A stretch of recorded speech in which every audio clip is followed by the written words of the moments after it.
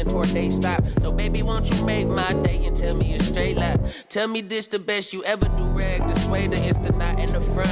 I made that kitty smoke, her mom say, not in the front. You know better than to be smoking in front of my house. Take that to the backyard, I don't say nothing. Sorry mama, but your daughter the one. We just finished round 6, we started at 1. We harmonize when we bust, the art of the gun. I lay it down like my edges in the womb of my scarf. I got the blue and like belly roll the Keisha and Spark.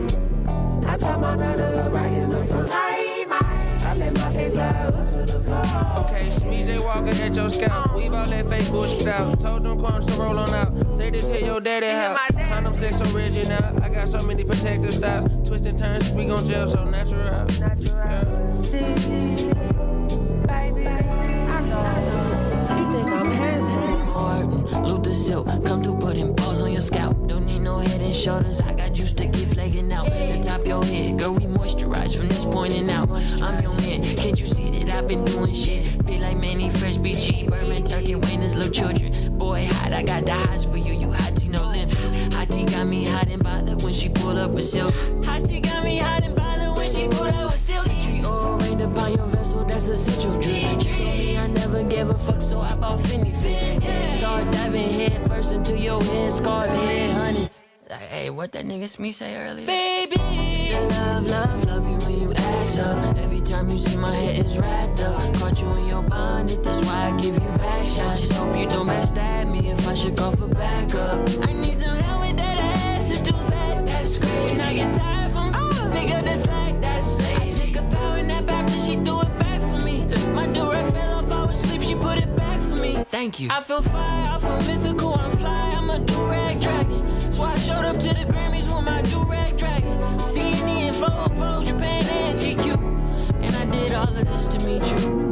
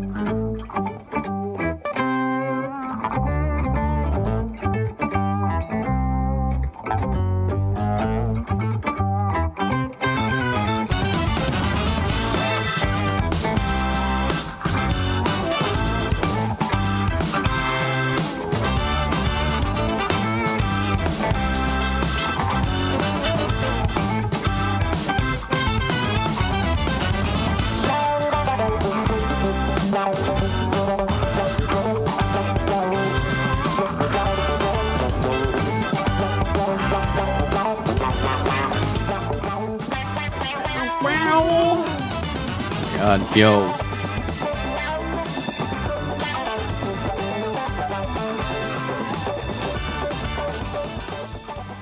Yo, yo, yo, yo, yo, yo, yo, yo, yo, yo, yo, yo. Yeah, dance party, right? How are we doing?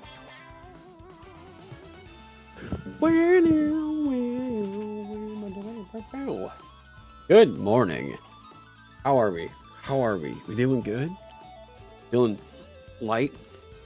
Energetic? Maybe? Even? I don't know. What is it? Sunday? I forget. Hey, what up, Onyx? It is Sunday. Oh my god. Sunday. Shadowdark Sunday? We just call it that now? Besides my opinion on Sonic music, you have good taste in music and still remember that. I didn't say all Sonic music was bad. I just said, you know, it kind of felt a little samey at times, maybe, you know. Yeah. Gonna do from Sweden? Wait, shit. Hey, Amanda. How do you say hello in Swedish? Das gut. No, that's German. Nothing. I don't know it either. It's something in cursive, I think. Guess who just had to quit a TTRPG project to do a workspace? Did you? I'm sorry to hear about that, Onyx. Hopefully this gets some ideas going. Hej? You just say hey? So Hej? Hey? It's literally just hey, but you just think that you're saying a J at the end of it? Oh, okay. So hey. I need to have Swedish fish. Yeah. Now, yo, we just learned something today. Hey, look, you've already got your value out of clicking on this link, all right? Let me show you all what I've got going on. We won't do the suspense too long. J is often soft in Swedish. A soft J. You can tell me that Swedish people have like a soft X, and I'd believe you. Nice shirt. Well, thank you. Jeez, look at all the. Look at how flattering chat's being today. Oh my gosh, that feels so nice. Alchemist and Dancer for Shadowdark. So I've already made an Alchemist, actually. We're going to be doing something a little bit weird. You ready for it? Ready for it? Drum roll, please. Boom. We're doing a couple things, actually. I was curious if I couldn't do like a kind of a speed run in a way into what we would actually be implementing into Shadowdark. So for those of you that haven't actually checked out the system yet, I'll give you a really brief rundown. So D20 roll over. Very, very, very elegant in terms of what all it's trimming back, and very, very light load on the classes. Leveling is going to be leveling is handled in a very interesting way, where you don't actually have like quote unquote like features as you level up. It's more so that there's a table that you're rolling on to see what all you get as you keep improving. So technically, it's like you could continue leveling up into infinite with Shadowdark if you wanted, but the core expectation is going to be 1st to 10th level, right? Now, what I've got going on with this, I don't know, I just felt like this would be fun. I've still got a bunch of other projects, but hey, as you all know, as a designer, I don't really pin myself down to one particular thing. I kind of like keep my perspectives broad on this, and I kind of felt like, I don't know, I just sort of felt like coming up with some stuff for Shadowdark that I haven't really done quite yet, you know? Leveling is easier than short rests in 5e.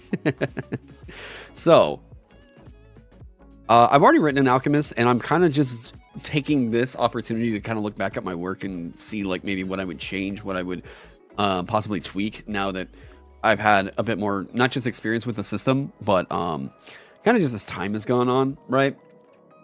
Yeah, make your own doors. Yep. Dancer, this is, again, me kind of starting with the basis of what I sort of thought, you know, my Dancer would sort of operate like in Shadowdark. Although, I will say, most likely, Step Up would be very, very good in Shadowdark. So, I'm kind of swiping a bit of what Kelsey was doing with the Bard and tying it into a check instead of this just being a thing that you could do. It's really good, but I think that you would most likely just have to allow it to take another turn if you do pass this check. It's a weird kind of balancing act, and we'll probably talk about that once we come back to it. Gambler, I had a feature that I wrote for the merchant in Vagabond that didn't make it through, that I think will be kind of interesting to see what we can make work around it with Shadowdark. Don't really know what it would be, but yeah. If you make a spellblade like Mystic Art from Final Fantasy, it would be hella hype, not gonna lie. So I'll get to the Spellblade and what I'm kind of working out there, because I haven't actually made a caster for this system yet. We'll see when we get there, right? Merchant, again, I'm trying to keep this not quite like what my merchant was for 5e, and I'm trying to root it in a bit more as to what I was doing for the merchant for Vagabond, taking some inspiration from what they were doing with the merchant in Dragonbane, right? And Noble, kind of trying to see what we would be able to work out with that over here. I've copy pasted some text over. Don't worry about all that. That's gonna go away. Yeah. This also needs to go away. A lot of this is copy pasted, as you can see right there. Because I think if we just ran into it and we already knew what the hell we were doing with this, it wouldn't really be a fun stream. And what's fun is figuring this shit out live. Here, we need to get that up a little bit more. Yes. A blood-based character. Oh, in Shadowdark. I think the witch might have that vibe. No, this has got the pit fighter. I thought there was another one in here. The Razgadai class. Dude, I don't know. Man, the vibe that she has with the fucking settings is so cool. Yeah, I love the little, like, setting-based zines. These are so fucking sick. Yeah, fuck it, we're doing it live? Yeah. That's my vibe. That's the vibe. We like to see what we can think of while we're, like, put under the pressure of having, like, dozens of people watching and being like, oh, fuck. Oh, fuck. Plus, they get to be my, like, on-the-line, like, editors, so they can be like, hey, Taron, you spelled that thing wrong. I should actually... And I'll be like, oh, thank you. And then I don't find out about it later from a customer. The zines are one of my favorite things. I'm so fucking happy to see a lot of acceptance for zine-like format.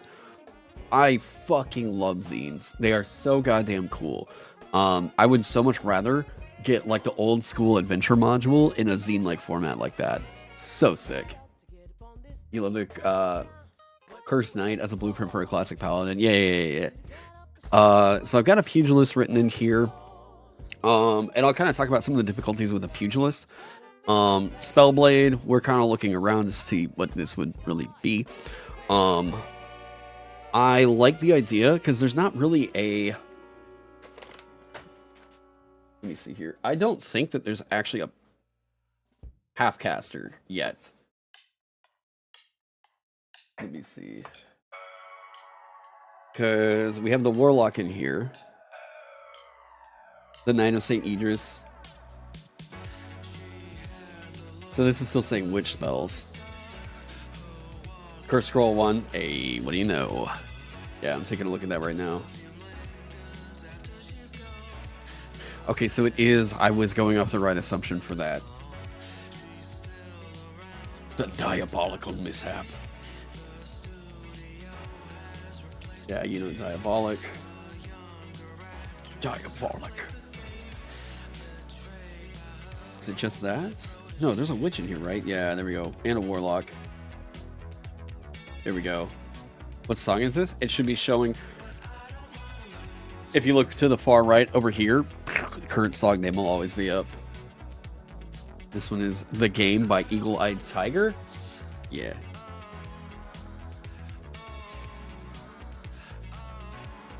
I'm looking. Okay. Now, that's good to know. Titles are always just sort of a thing that's fun to come up with. Do they have a whole lot of mechanical impact in Shadowdark? Not really, but it's an expectation.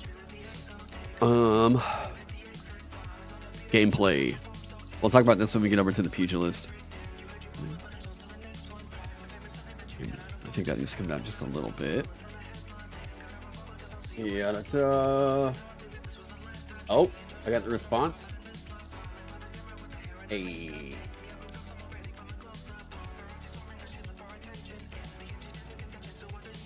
Over on YouTube and Twitch.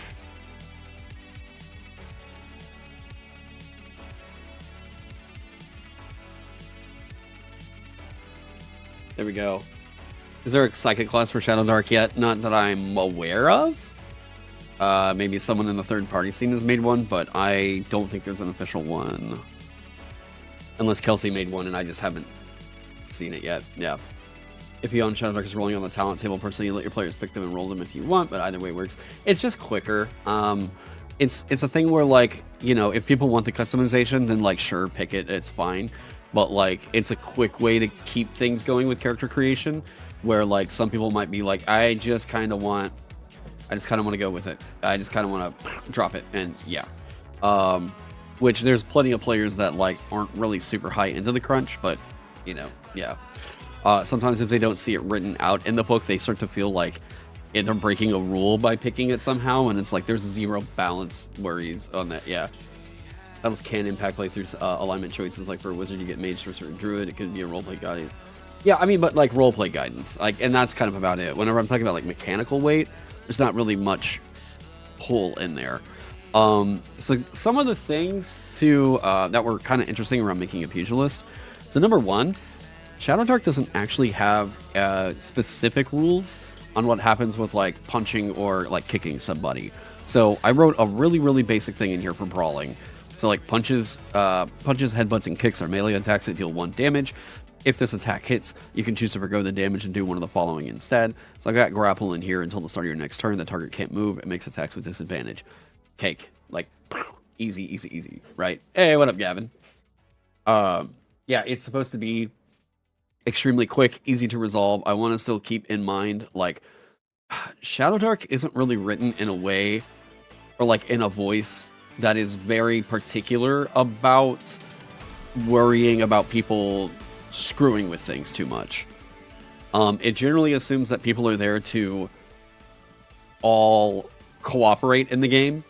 And it's through a lack of codification, it still manages to express itself extremely well and cleanly, where you're basically just like, hey, look, we know how this game is supposed to operate. If you're doing something to intentionally fuck with it in that way, you're probably not playing in the spirit of the game, you know? So, yeah. You think the fighter grit feature mentions grappling as an opposing, grappling an opposing force to have advantage with strength checks? Let me double check. Because the thing was for punching that had me initially. Kicking an open stuck door. No,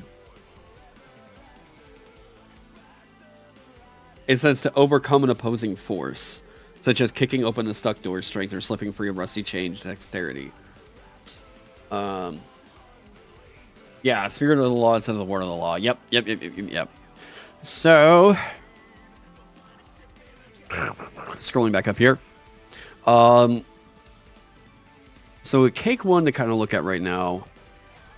This is one that I had written and I published. But the thought of putting it into like a zine has made me want to look back at it again.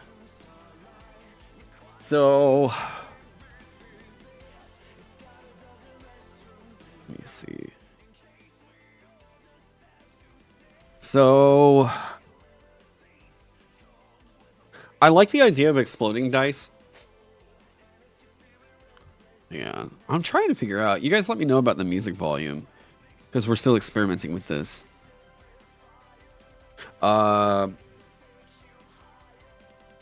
like the idea of exploding dice kicking in here, but I don't like this being a talent, because talents are supposed to be pretty quick. Like, this is what they get when they level up. Boom, right? You learn to make one additional chemical item is a mirror of like what the wizard and the priest are getting about learning additional like spells. Your attacks with alchemical items deal +1 die of damage. That is mirroring what is happening with the rogue, or the thief rather. 7 and 9 +2 to dexterity, constitution, or intelligence stat. 10 to 11 is a +1 to thrown weapon attacks, and then 12 is choose a talent from all of these, or +2 points to distribute the stats. I've looked at what I would want to be doing with the dancer. I'm trying to think about what these two would be up here. Looking at the alchemist though real quick. So some of the things I'm looking at covering right now, and classes are, again, super light load in Shadowdark, okay? So I'm looking at like them getting a crossbow and dagger. This is just like if they're not able to have the items handy, right? It would actually probably help.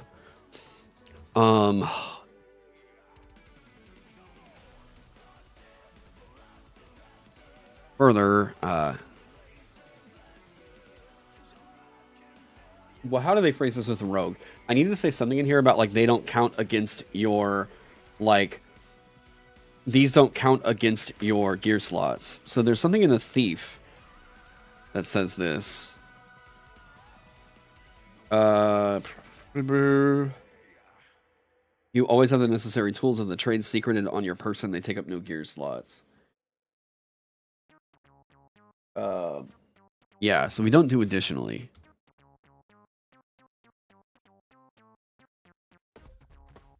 Yeah, this came from the wizard.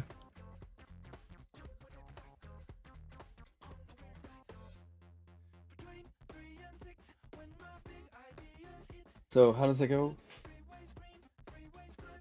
Thieving skills and have the necessary tools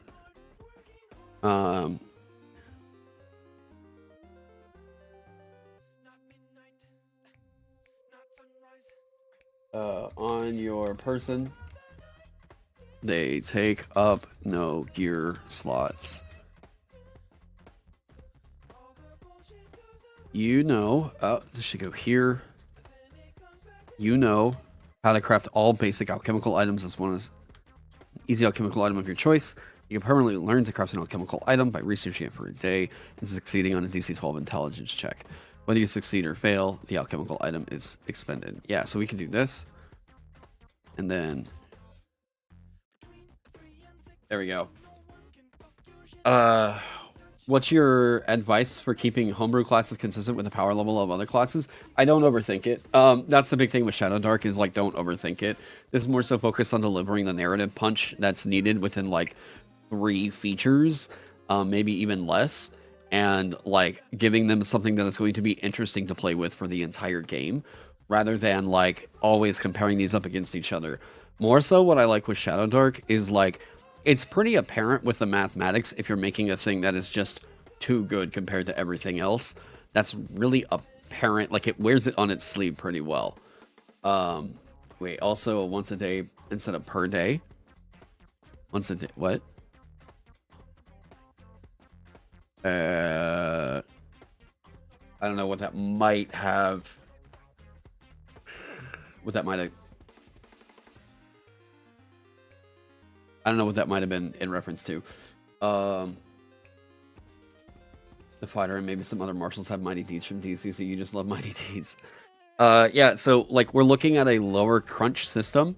So like we're trying to make sure that it delivers the punch in a way that is clean and like doesn't really weigh super heavy on the character during play, right? So catalyze, this is basically making it to where you can make the thing. You can craft as an alchemical item as a multitask, which doesn't use your action.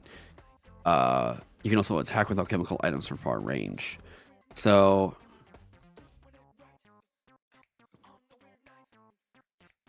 is it succeed or pass? Priest sets this up. I thought Priest set it up. Priest doesn't. Yeah, there we go. On your turn, you can craft an alchemical item. It's a multitask which doesn't use your action.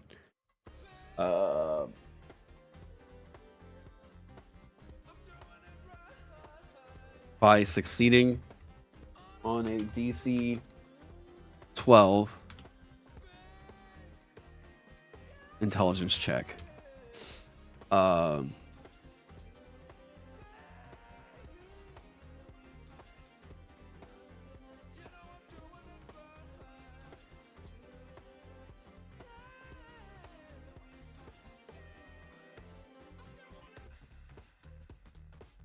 make thrown attacks from far range. Here we go. Is it thrown weapon attacks, I guess? There we go. Yeah, it definitely seems less crunchy than what you're used to so far. I still have that 5e brain worry that I'm going to break everything. No. Like, I mean, so this is part of why I like the rules light stuff, is like, I genuinely hate worrying about the math of anything in designs. I don't like, okay, I like this song, but I don't really want to hear that now. Reddit? Dive into, oh, wait, I don't have a Reddit bar open. What? What did I just play from?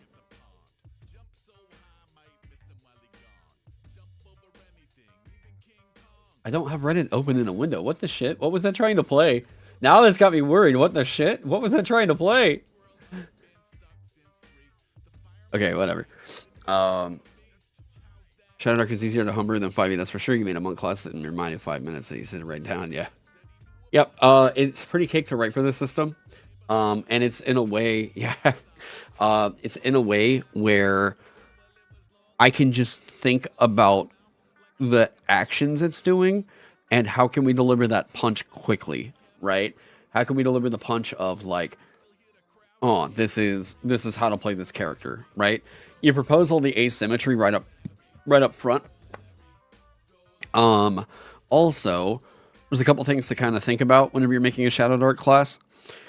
Generally, any of the like roleplay side stuff where you're like, hey, these are the kinds of checks that like it, because it's not a skill system, it also tries to say like, hey, this is how you're good at doing these things right here, right? So like with this, I knew that it was an expert, right? Alchemist. I think of like experts in Shadowdark as they're definitely getting a very clear-cut advantage on a skill check of some kind, right? So like you have advantage on checks to stabilize creatures, identify alchemical substances and potions, or forage ingredients, right? Like, boom, 3 things that we know. Hey, alchemists can find a use for these, right? Alchemical items are going to come in handy where they can make the stuff they want to make real quick. Being able to craft is a multitask. So like here we're adding in, they're getting a quote unquote bonus action here to like make this thing extremely quick. This was, oh, there's a really easy thing we can add in here. So I like the +1 die of damage. I think that this is okay, but I think what's more interesting is the reduction of a DC. So Kelsey was doing this with the Bard, and I really like this actually, because it does feel like a natural level up. Your step up becomes a DC something to enact, so we see it here. Your catalyze.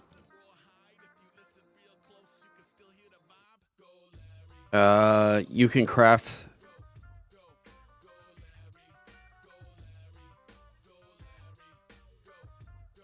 no. Catalyze.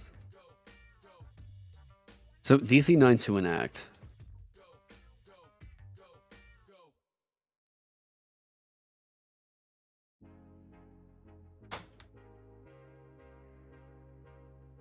I don't think we need to say intelligence check.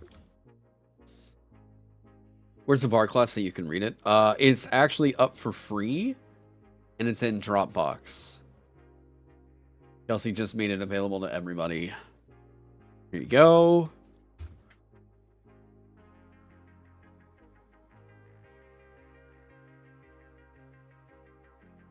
Hi, bud.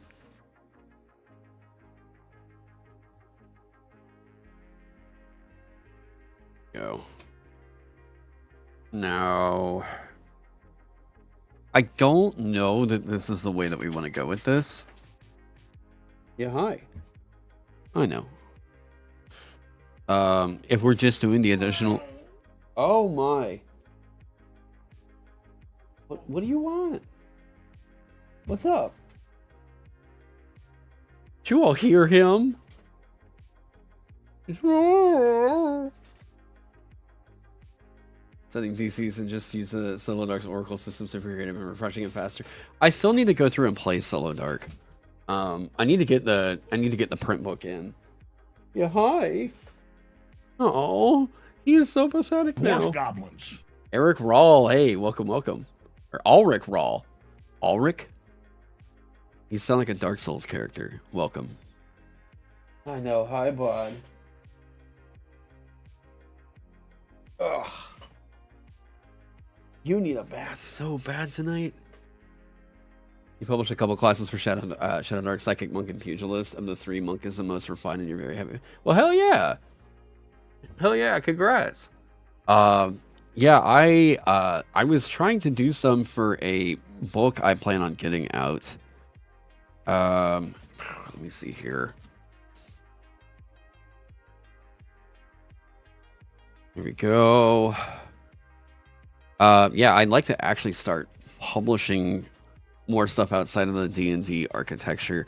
I think actually one of the ways that we could save space on this is to start moving the characters up over here and like into the columns,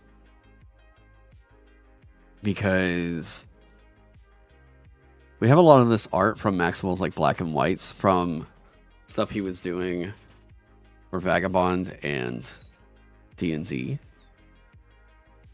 But hang on one sec.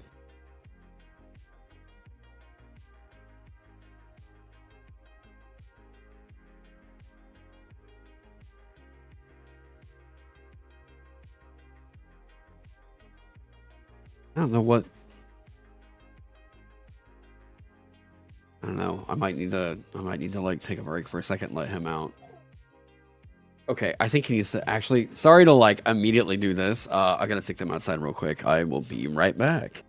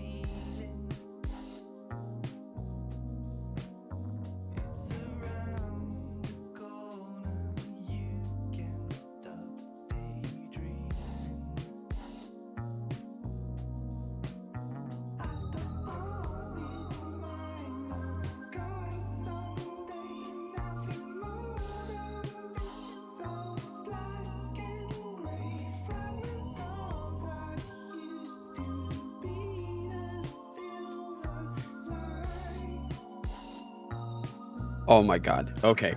We have a neighbor that has a cat who they just let roam around.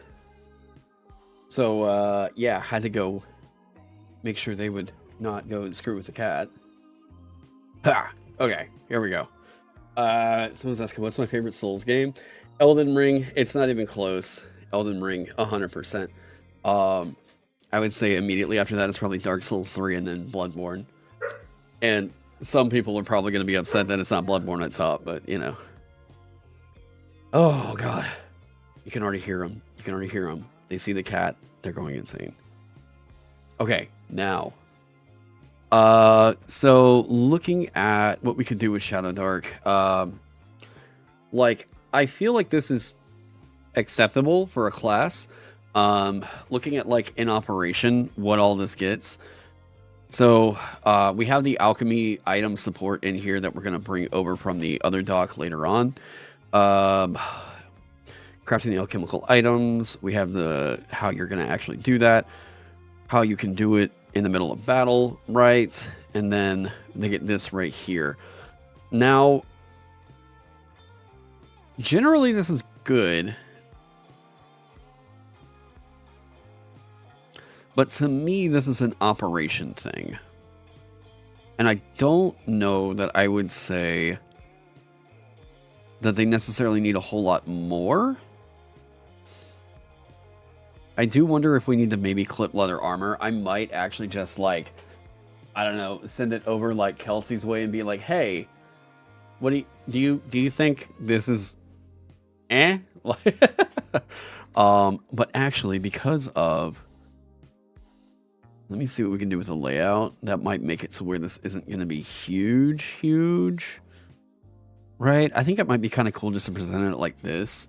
Like, they're all, like, on one spread like that, right? The thing it needs to be your top game is PC. A rebalance of some of the weapons and more of them are actually viable. Yeah, the day that they... Well, so you can play it on PC, but you've got to go through the PlayStation Network to do it. It's all a chore, you know. I've seen where some people are like, yeah, we modded, like, Bloodborne to, like, be on PC, and I'm like, okay, so how do I do that? Well, you got to download this mod over here on GitHub and this one over here, and then run this program over here that's a proprietary software, and then this one over, and I'm like, oh my god, that's not running it. You might be able to get it to work, but that feels like that's so fucking clunky. You still need to learn InDesign. You're stuck in Photoshop and Docs. Yeah, InDesign is not a hard pickup, although I will say that, like, I really wish that I had started on Affinity. InDesign is powerful, don't get me wrong, but, like, I'm also having to pay the Adobe subscription, and, like, woof, that gets expensive. Whereas I have Affinity, bought it once, and then I always got it. Like, you know, I think the only weakness is, like, Adobe has Adobe fonts, and, like, some of those fonts you can't get anywhere else. So, like, if you are trying to emulate the 5e trade dress, you basically have to have an Affinity publisher, or an Adobe subscription. Let me see here. Yeah, we'll get into titles there. I think that's fine. Yeah, plus we know that we're going to have to give the artwork some territory, so we can't get too in-depth on all that. You still have to suffer with Inkscape. Not familiar with it. You're stuck in Adobe for 2 more clients. Yeah, it's like, I get it. Like, I'd love to do the conversion and be able to switch over really easily. There are a few toys that Adobe has and Affinity doesn't, but the reverse is also true. Yeah, hey, what up, Ken?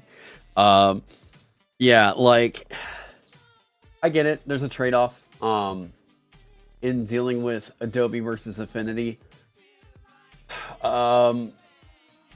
It's complicated. It's complicated. That's kind of where I'm at with it. Like, not the program itself, just saying that, like, the situation is complicated, right? Like, that's kind of where I'm at with that. Okay. I have a lot written for the merchant, and I think I want to pop over there. I'm pretty happy with where the Alchemist is. I haven't actually seen this one in play yet, but no one's come back to ask me, like, anything super confusing with it or anything, so I'm like, okay, maybe we're good there. Yeah, hey, what's going on, Ben Pun? Good to see you in chat. All right.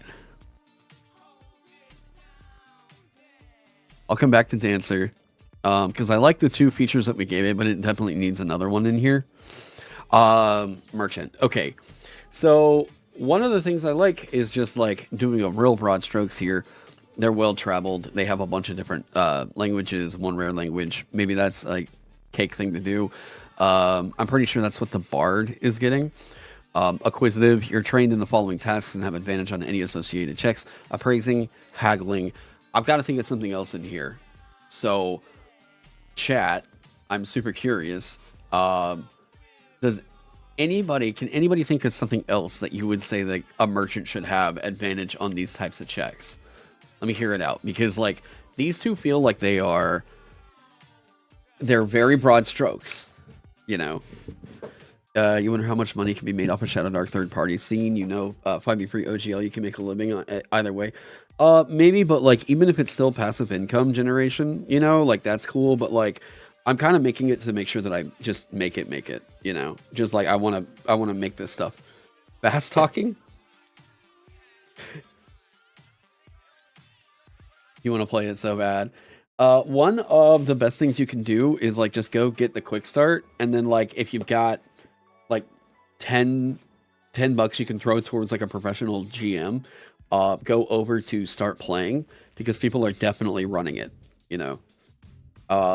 Yeah, I highly recommend going over and just checking out something through like Start Playing. Hop in with a, you know, rando group, maybe meet some friends, right? Fooling. Am I just looking at skill checks right now or ability stuff? How to mention the merchants and torches to last a little bit longer? Well, so they actually have a feature in here that, because Shadowdark is more of a like, just kind of lean in on the kind of fun of a dungeon romp. So this is one that I actually wrote for the merchant for Vagabond, and I'm trying to see if it would convert well over to Shadowdark. So gold sink, when you place valuables such as coins or gems into a container, you can choose to close it and cause an item of your choice of an equal or lesser value to appear in its place. When you do, you gain a luck token. I thought this is kind of fun. You can like almost also buy luck tokens by spending your gold. Like that seems like that could be fun, maybe.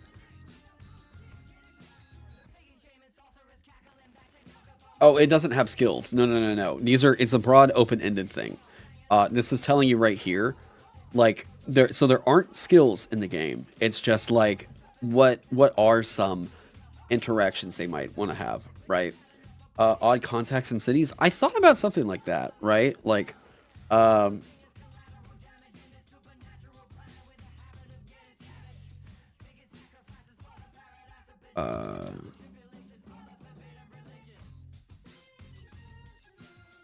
like recalling knowledge of foreign cultures. You might even say like lore of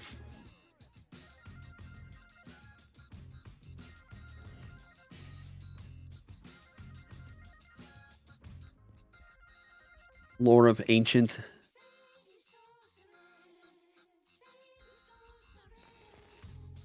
maybe recognizing cursed items. I thought about that with appraising.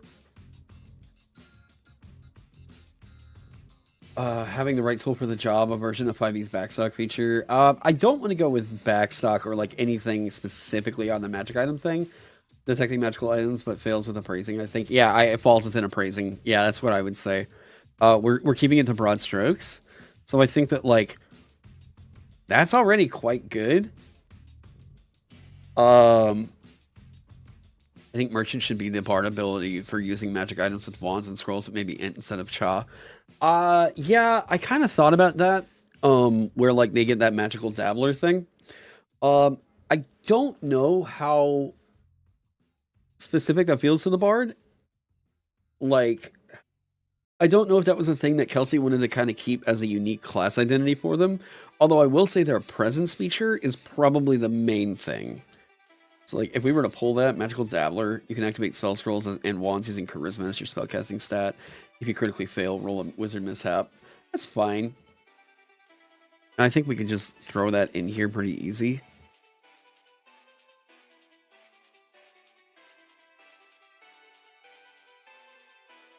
Using charisma.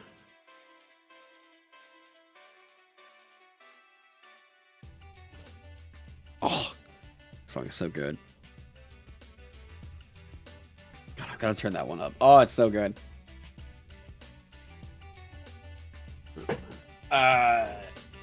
Oh. How about item slots? I thought about that too. Here's where that kicks in. That's a really good talent upgrade right there. Like, woo. Extra item slots equal to level sounds fun.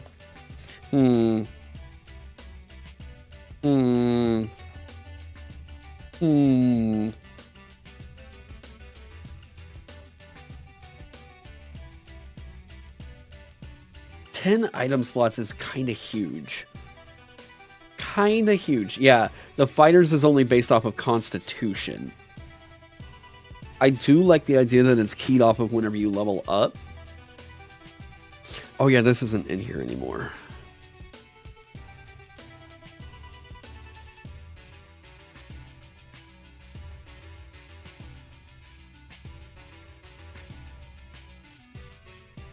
Maybe you learn an additional language of your choice.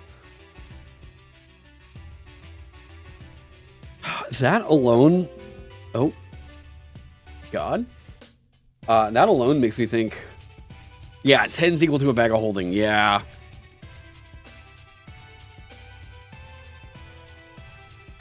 I guess by that point, you should just be a bag of holding for the party. At 10th level.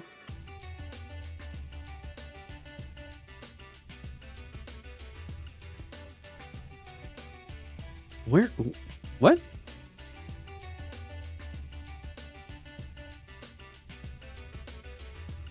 Wait.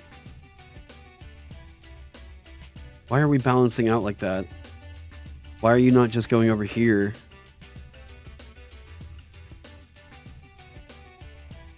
What?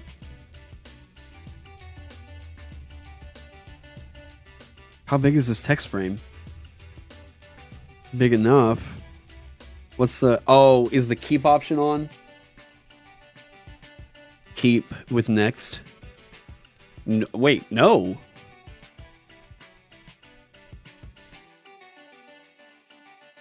What's happening? Metadata. Are you doing keep with next? What? Why is this happening?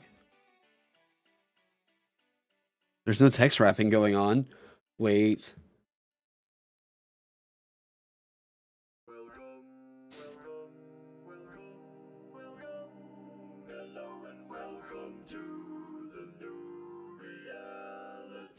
What? What? Wait, what is happening here? Ted? Ted, do you know? This is... Yeah, this is set to where it's unbalanced. Wait, what? Show hidden characters? That's gonna be view, right? Screen mode, no. I never do this. Not show structure. No, extras, show text threads assigned. Okay. You can hit W. God, thank you. It's aligning to the baseline, but like, what? Wait, what is happening here? Okay. Wait, I applied text wrapping and then it went back over here. It's like it's trying to force itself to control Alt-I in tables.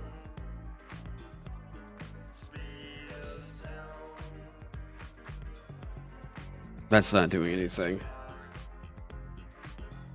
Here, Becky's eating the walkie dogs. Later, Ibinder. I promise that's my chair. Okay. I promise that's my chair. I don't know why it was doing that. That's so weird. I have no idea why it was wrapping that way. And why text wrapping seemed to fix it. If we do this. Why is text wrapping fixing this? I think it's just trying to do this. Like, how late am I streaming? Oh, I have no idea, honestly. But I'm kind of trying to see if I could get a bunch of these through. It's in type, bottom of the drop down for show hidden characters. Type, show hidden okay. Bottom of the drop down. Hide hidden characters. So I had hidden characters showing anyways. So there was nothing hidden. So weird. So weird. I don't know why it was doing that. I'm glad other people seem to be confused as well. Because I have never seen that happen. Very weird. I'm going to assume it had to do with keeping everything. I don't know. I don't know, man. I don't have a fix for that. Yeah, it's weird. Yeah. Oh, wait. Might be because... Aha. I had it in overprint. Yeah, I had it in overprint. That's why that wasn't showing. Because I don't think chat really wants to just look at this mess of pixels. I don't see anything on here that seems to indicate. This is so weird. We got it fixed, but like, I don't know, man. That's bizarre. Dude, I don't know. Okay, we're gonna chuck that up to InDesign just being odd. Okay, so is the pack slot thing fun enough to make it a key deal over like languages? What if it's like the language in here, and then they get gear slots as they level up?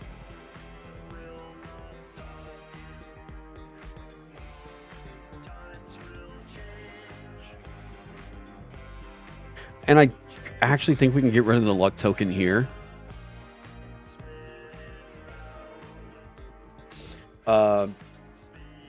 Select the break line symbol and see if there's something wrong with it, but it can just be Adobe being overly Adobe. Well, much appreciated. Thanks, Invisible Temple. Yeah. Yeah, it definitely looks like Adobe's just kind of having one right now. I don't know. No, because I would like to see if it would fit over here, but like, we're good. Okay, so what do we think? Do we think the gear slots is more cool than this? What if we say like, 2 additional common languages, and then they got a different feature that was like, you get additional gear slots, but then they would get 5, and that would be a lot. Like even the Bard, which gets a shitload of stuff. Well, they do get... Never mind, Bard's getting 5 features.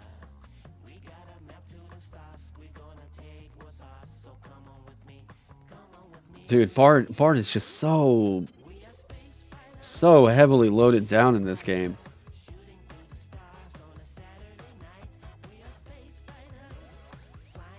I think it's fine to leave it in here.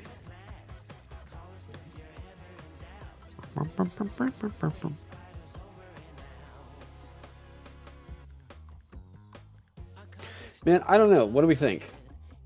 How about if we get rid of the languages in here, because that feels like that's kind of Bard's territory, and we do something that's a bit more unique. Or you have... how do they phrase this? Gawain 7. Hey, welcome. Alright, fighter does. Add your, okay, so we just say add your merchant level.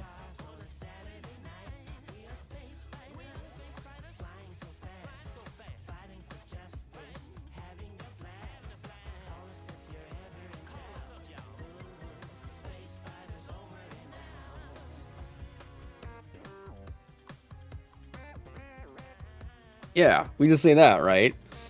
Add your merchant level to your gear slots.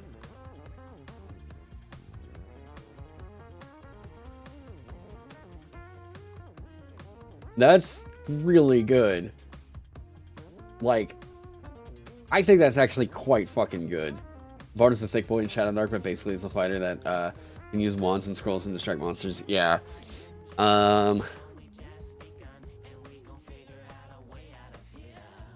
What do we think? All right, the Shadowdark peeps. How do we feel about this loadout? Let me get this out of yeah.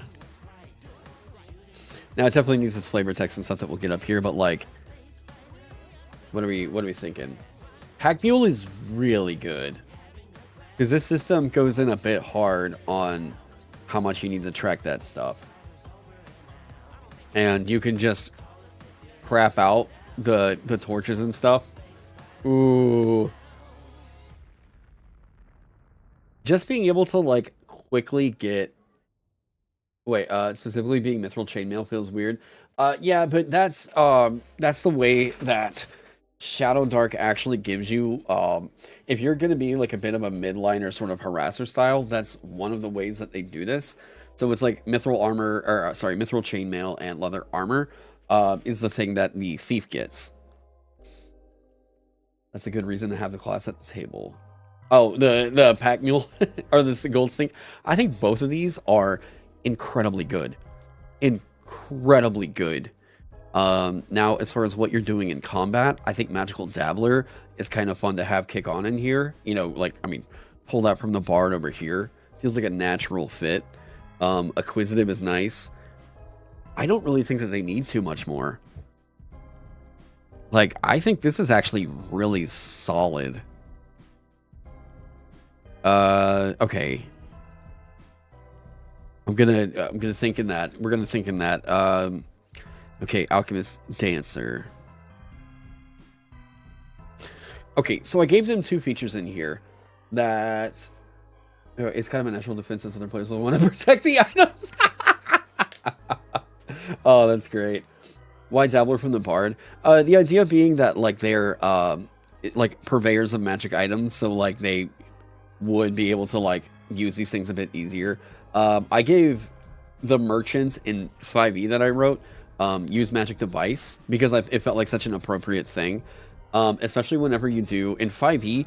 One of the tips there is like if you write a homebrew class and you know that like it's gonna rely on magic items, that use magic device feature is actually pretty good at making it like system neutral. I say system neutral, compatible, I guess is what we'll say. You think, oh wait, read there maybe 100 times. Oh wait, it goes over that word mithril. You think a scaling bonus to gear slots using the same math as fighter's weapon mastery would be cool, unique feature for the merchant. I did the same for your monk's arm armor defense. Scaling bonus to gear slots. Same math as the fighter's weapon mastery. Scaling bonus for gear slots. Oh yeah, add half your level to these rolls roll down.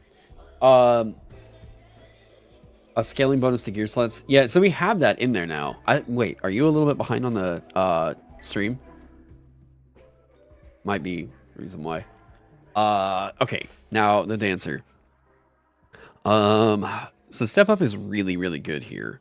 But I think because it's requiring the check, one target in near to immediately take an action and move. This doesn't change the turn order. This is already really good. You're basically allowing half of a turn to appear. You're giving up your action to give somebody else an action and move. If you pass the check. It's quite good. Quite good. Feather step is nice. What else did we have? Well, I'll be better.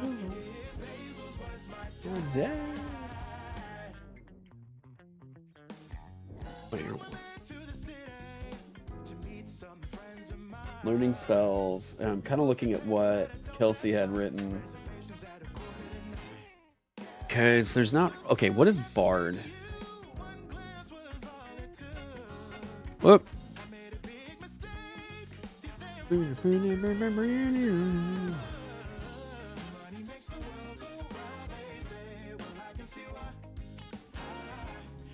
Okay, so there's...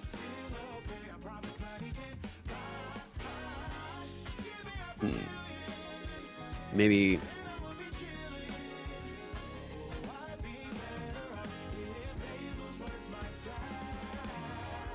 Maybe we give it some modularity in here.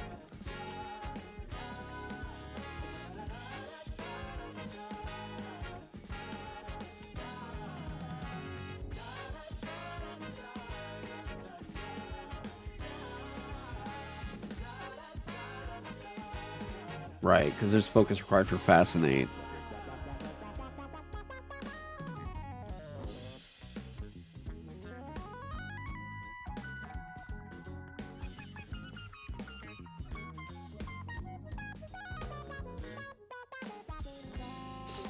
Okay.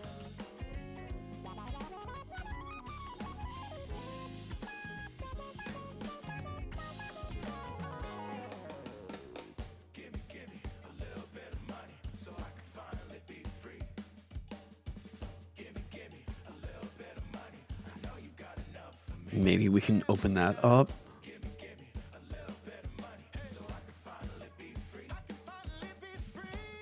We might not have to do... The Fascinate is good. The Fascinate's good, but I don't know... We want to keep it different.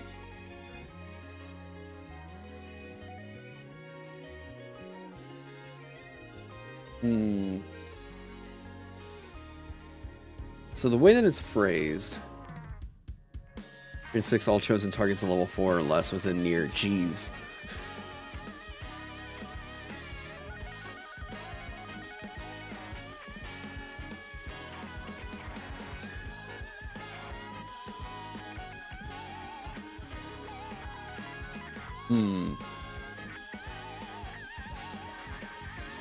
Have I seen the newest official class, the Roustabout? No, I have not. Should she leave that somewhere?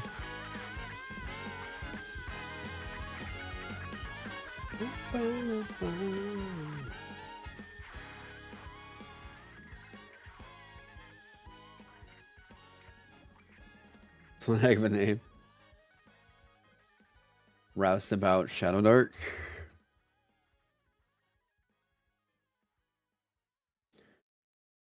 New Shadowdark class. You say, Roustabout answers the question, what if I don't roll any 14s? So this is an official thing Kelsey wrote. What's the idea here?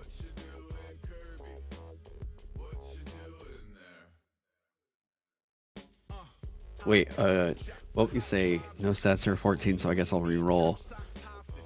Oh, if they're all mediocre stats. That's super funny. Alright, so what's it get? Whenever another player uses your luck token, they have advantage on the new roll. That's okay. In sourcing favors. Okay, surprising guts. Just a half your each of your lower. You have advantage on your next roll.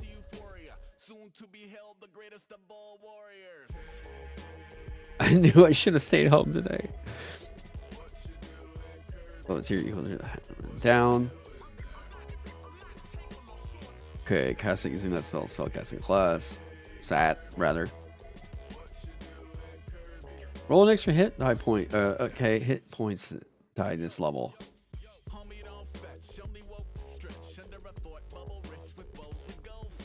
Average laggards of no particular talent. They wield weapons and magic with the elegance of a hog-tied kobold, but their back is against them. Okay, a glint of bravery made on this one. Alright, so the surface. That's awesome.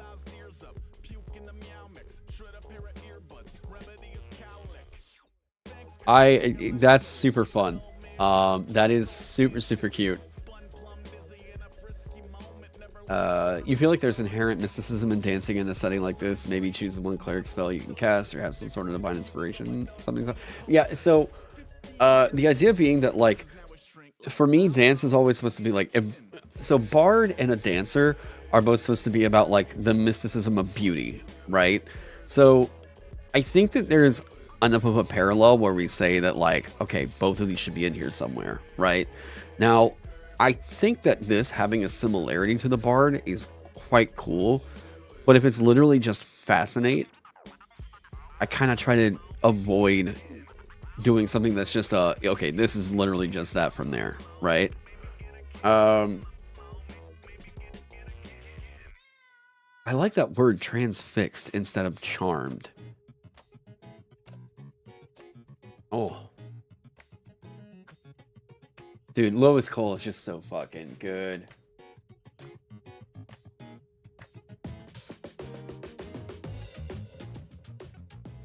Ah. I would try to avoid spells.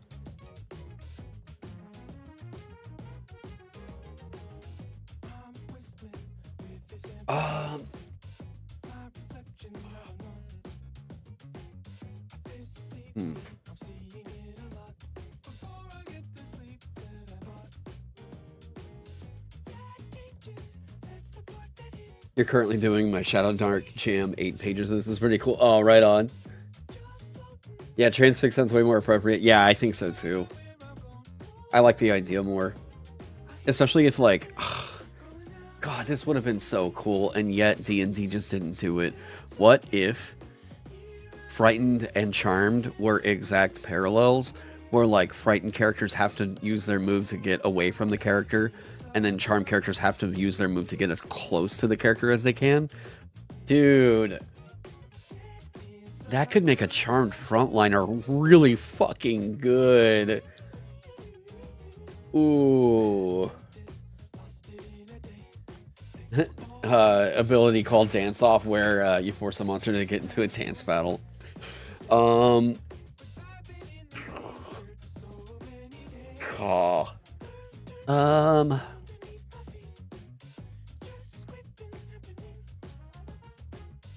So I think what you could do is like,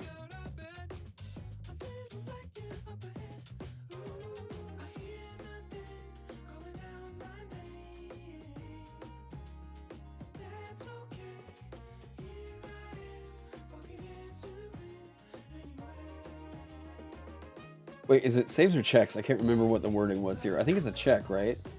Shit, it can't just be checks. Wait, oh shit, she got rid of saves, didn't she? That's right. Look at her go. God damn, there's so many like fucking smart decisions here. Is that Shaq meme? Is this Shadowdark class? Wait, what Shaq meme? What am I behind? What am I behind on? No saves. Yeah.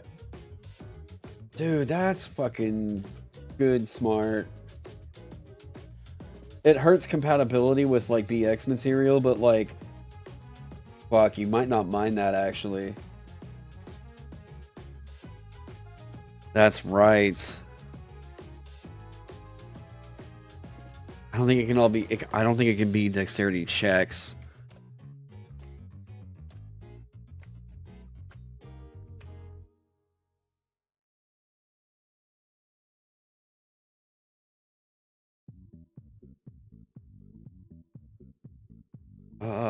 Step up is good. Oh, excluding.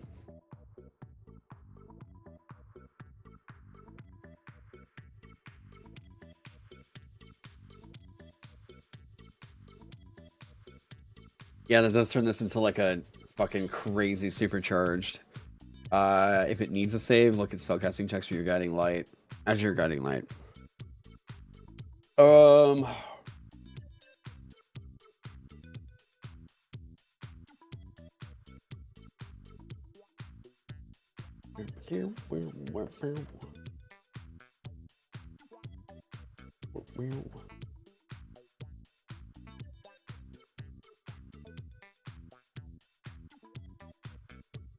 $44.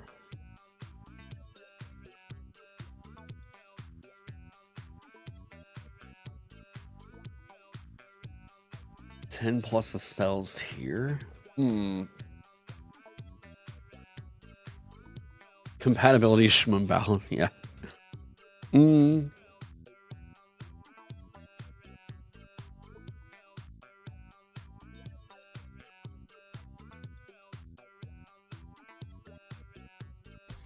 Okay.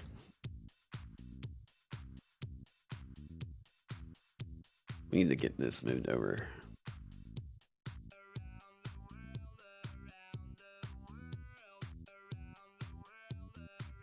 Maxwell's art is also just really good for Shadowdark.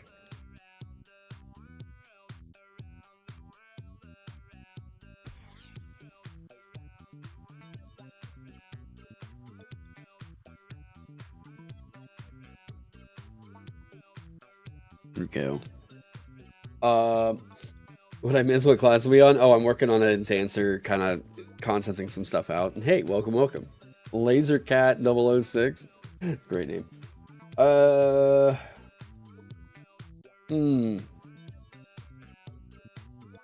the fuck was that? Wait.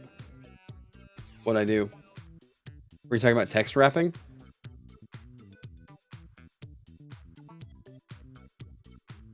Yeah, you've been working in InDesign for 15 years and never saw that text wrap? Yeah, I go, well, yeah, you too. So it's over here, wrap around object shape. I go down to detect edges and then just adjust this to adjust the size of the wrap. Yeah. You've been working in InDesign for 15 years. Haven't seen that one? Really? I mean, it's decent at doing that. I typically combine that with a with the box wrap right here. I'll do like the bounding box to set the margins to where I don't want it to go, but then I'll still use this on top of it to like give me some shape on one side. But yeah.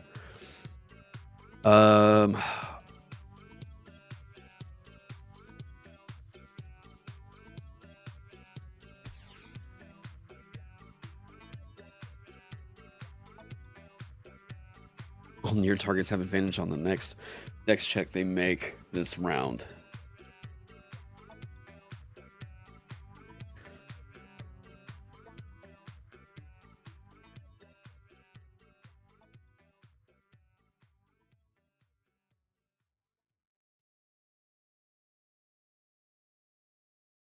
I don't know what this would be like.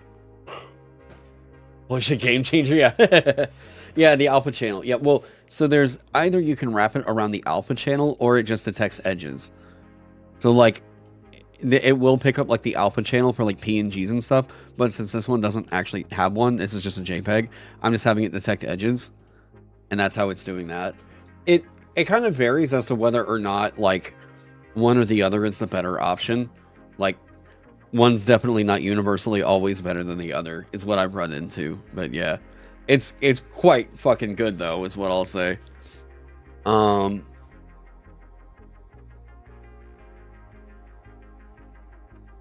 Fascinate, and then there's, can you not manually edit the edge detection? You can, but it's quite fucking arduous, is what I would say. Like, you absolutely can, but it's so rough that I just kind of get to a point with it where I'm like, holy fuck, I would rather do anything else. The Sasquatch, hey, thank you so much for the $1 super chats. Yeah. Wait, I'm curious what TTS is going to do with that. It doesn't say it? Aww. What? I was hoping it would just say, astonished face. All near targets have advantage on the next check they make before the start of your next turn. What does this feel like? Enliven? This shouldn't require focus. It's a quick flash, right?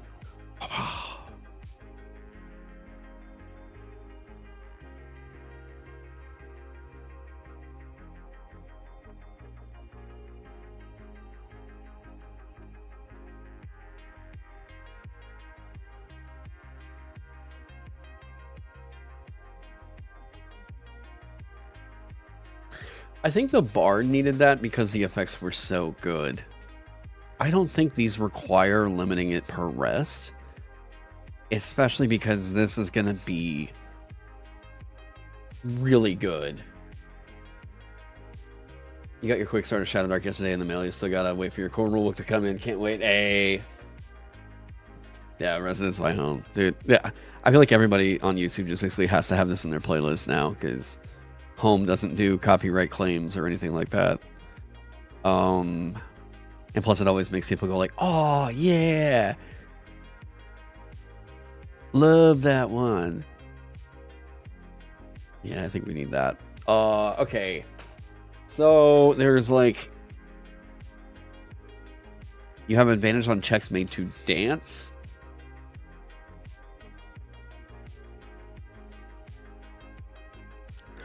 All near targets have advantage on the next dex check they make before the start of your next turn.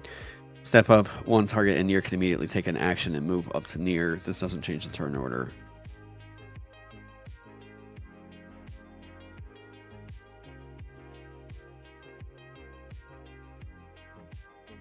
Okay. Certified yeah. This song is so fucking good. What do we got? Okay, so... Alright, let me think on this. So, easy one would just be... You have advantage on checks made to dance, but that's kind of... Here, yeah.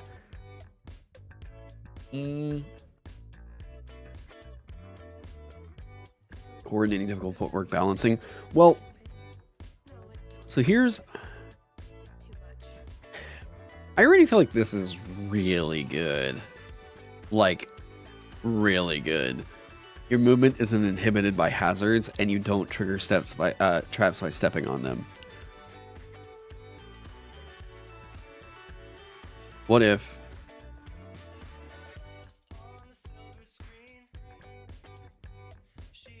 Hang on.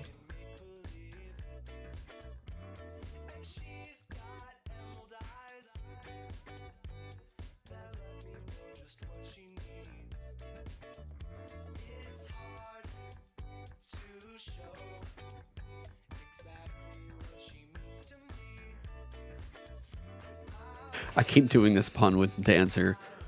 But Feather Step kind of flows in with that. To escape restraints. Yeah, it doesn't alarm your party of the trap either. Yeah, right? You too, low quick. Hey. Okay.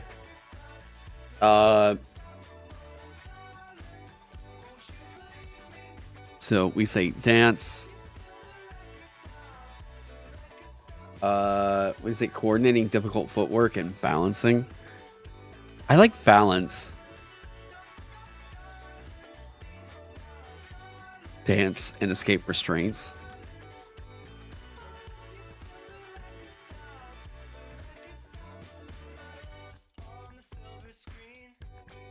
I don't think we have to get that specific. To balance, dance, and escape restraints. I think we take this back to elusive.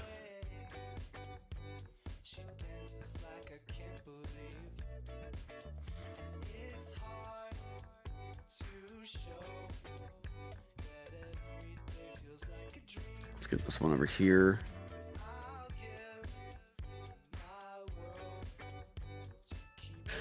This... No, that doesn't really... here we go. Yeah, we've had that one in here for a while.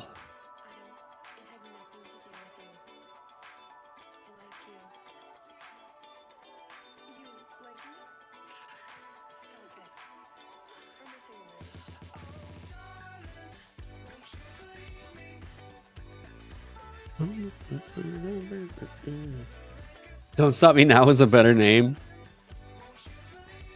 I like Break a Leg right here. Feather Step is like classic dungeon crawler though.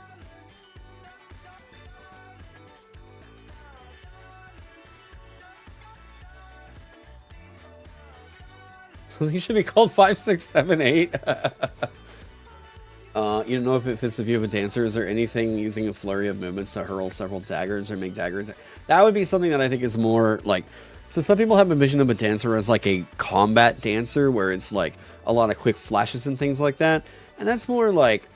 I think we're trying to keep this more in line of like a agnostic sort of dancer, right? If they wanted to go that route, like they have the dagger up here they can use, but yeah.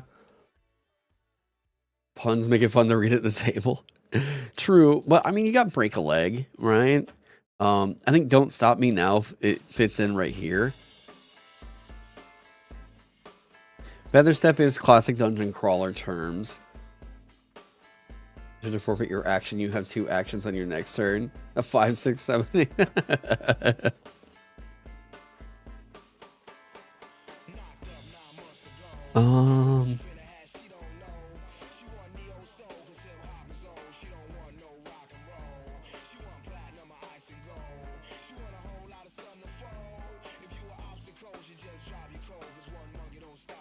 Maybe, what's the... Yeah, now every time I bring this one up, it's always funny that people are like, well, what? Yeah, make it a capoeira, and I'm like, wait, but that's not. That's like one specific style. I like to keep it like open, you know. You think of capoeira because you had a teacher in elementary of combat day. Ah, gotcha.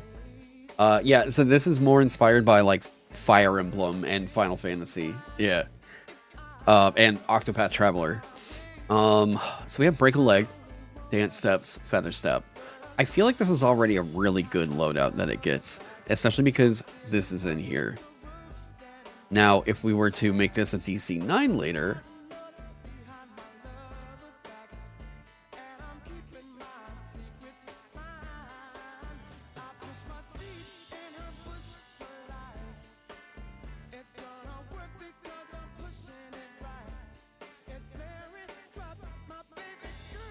yeah, to an act. Yeah, we got that. What if Feather Step is once a day? Wait, what? Once a day, your movement isn't inhibited by... I like this just being here. Like, that feels good. Play the sequel. Yeah, I still, like... Yeah, I haven't played the sequel yet. I feel like whenever I was in college, I just had way more time for video games, honestly. I need to just, like, sit down and play it, like, on stream or something. Like, get myself to, like, go through it. Because it's like, god damn it, it's so good. It's such a fucking good game. You don't like the dance bard? You prefer Taron's approach to creating a new class for 5e? You also just, like, what? Reluctance to make new classes? Yeah, I mean, people are going to be wanting more and more out of that game. WotC's not going to be willing to accommodate, and you know, yeah. You have a dancer in your server, and very few people play it, but they seem to enjoy it a lot. Is there a concern with step up paired with, say, a fighter or a paladin? But overall, it's nice. So it's literally no different than if someone had just played one of those classes. Like, it's beat for beat. It's exactly the same. The difference is you're optimizing the amount that people are going to get out of certain spells, right? Like, if you, if someone is like, well, I can't really cast this spell on two different characters, like that, it's going to require concentration. Well, the dancer's like, oh no, I got this. That guy's just going to go again. So, like, but it's literally, like, as far as the damage output, no different than if they had just rolled up a duplicate of that other character. The Dragon Quest III remake, I am 100% streaming. It's like one of my favorite games of all time. And that game still probably has more impact on me as a class designer than any other video game that ever existed. Yeah, like, Dragon Quest III, if you guys have not played it, fucking please do yourselves a favor. It's just, it delivers the classic punch of a role-playing game, like a JRPG. It is like, I can't imagine a more fundamental, let me just see the foundations of a base vanilla JRPG experience than Dragon Quest III. What's it on? It was originally made for Super Nintendo, if I remember right. And then it got, they did a port of it for Game Boy Color? Correct me if I'm wrong, right? Yeah, that's the one with Goku, right? Yeah. Yeah, it's the first game to do multi-classing well, yeah. It was for the Famicom. Wow. Holy shit. Yeah, I forget how fucking old that game is. Yeah, one of the, you can get it on Steam. But it's the port of the mobile app for it, and it is odd. It's not bad. It just doesn't feel right, and I don't know how to explain it. Like, there is just something about playing it. I honestly think the Game Boy Color or Game Boy Advance version, whichever one it was, I think that version is like the premier version to play it on. It feels so fucking good on Game Boy Color, GBC and SNES. I honestly think the best version of it is on the Game Boy Color. If you can find an emulator, right? Find the ROM, do all that good stuff. Don't pirate, but you know.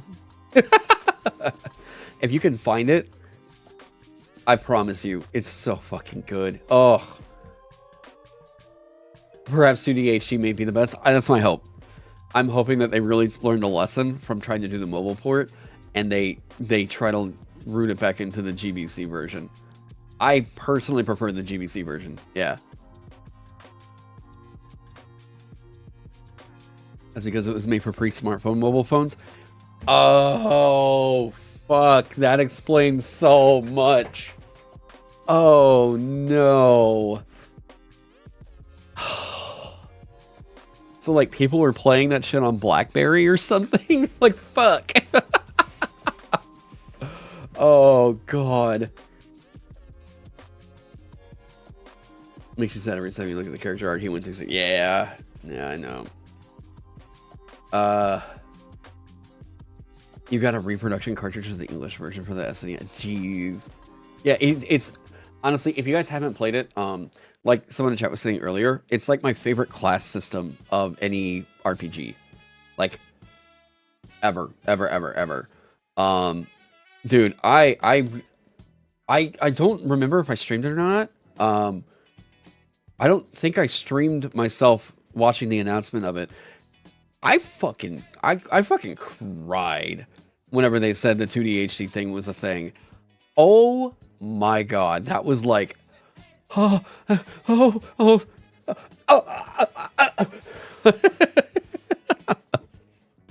like I had been saying for years that is exactly what I want.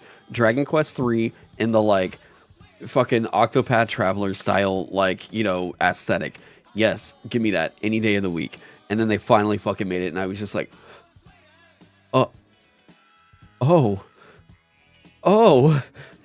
it's here. You're just being happy about Metro Prime 4 being real video game again, yeah.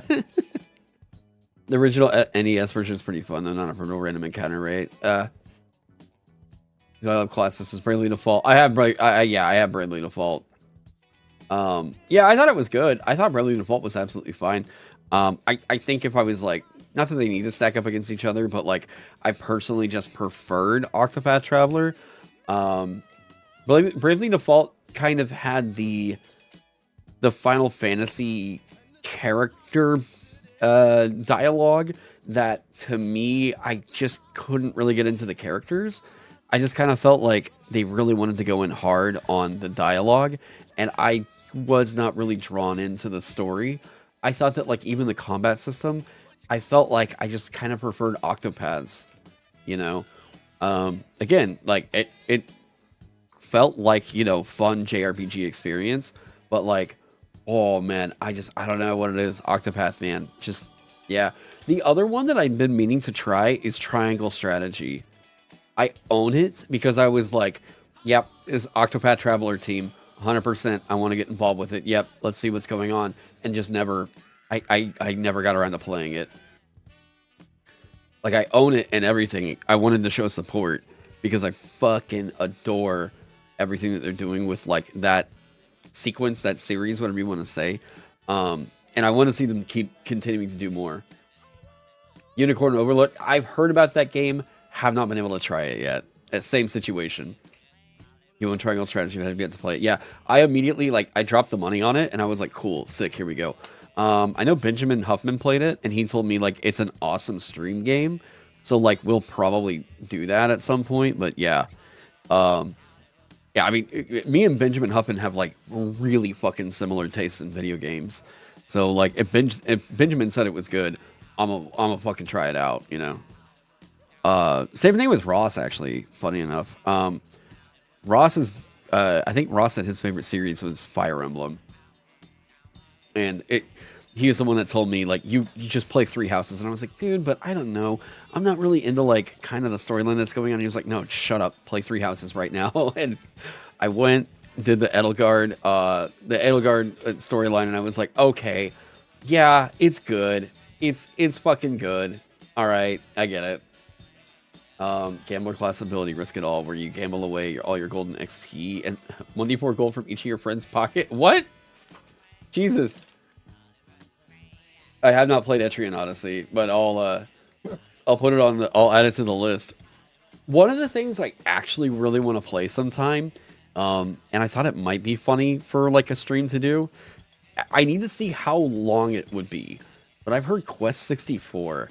Some people are saying like it deserves a redemption arc. Like apparently we have people that are playing this game now that are like, no, it actually wasn't all that bad, and I'm like, okay, we'll see. We'll see. You made a noble class just as a background for your Shadowdark Knight's Tale game. What your noble class does? So I wrote the Sovereign for 5e, and I think that Shadowdark, as a system where you don't have to worry about subclasses, actually makes this a little bit more open that I can kind of toy with here. But I still kind of keep the same things in mind about what all happens. The big problem with any commander style class, really.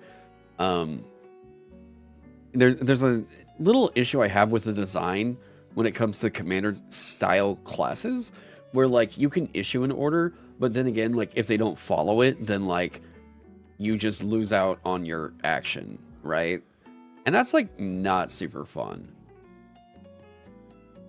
So what we could do, there's a couple different ideas in the noble. Wait, first off, before I really wrap this one up, Dancer. And then we'll go over to the noble. Let me just write this down real quick.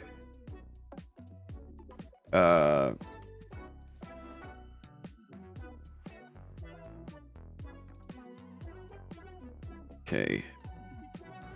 Okay, so... learn one additional chemical item. Your attacks with a chemical item. Deal +1 diet damage.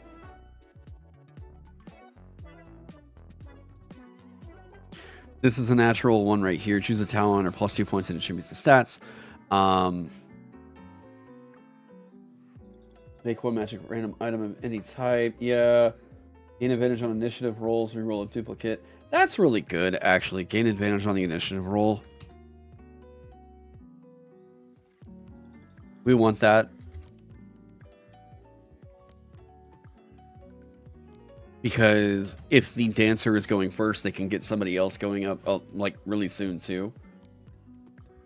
Melee or ranged attacks. Yeah, but this isn't really like a huge attacker.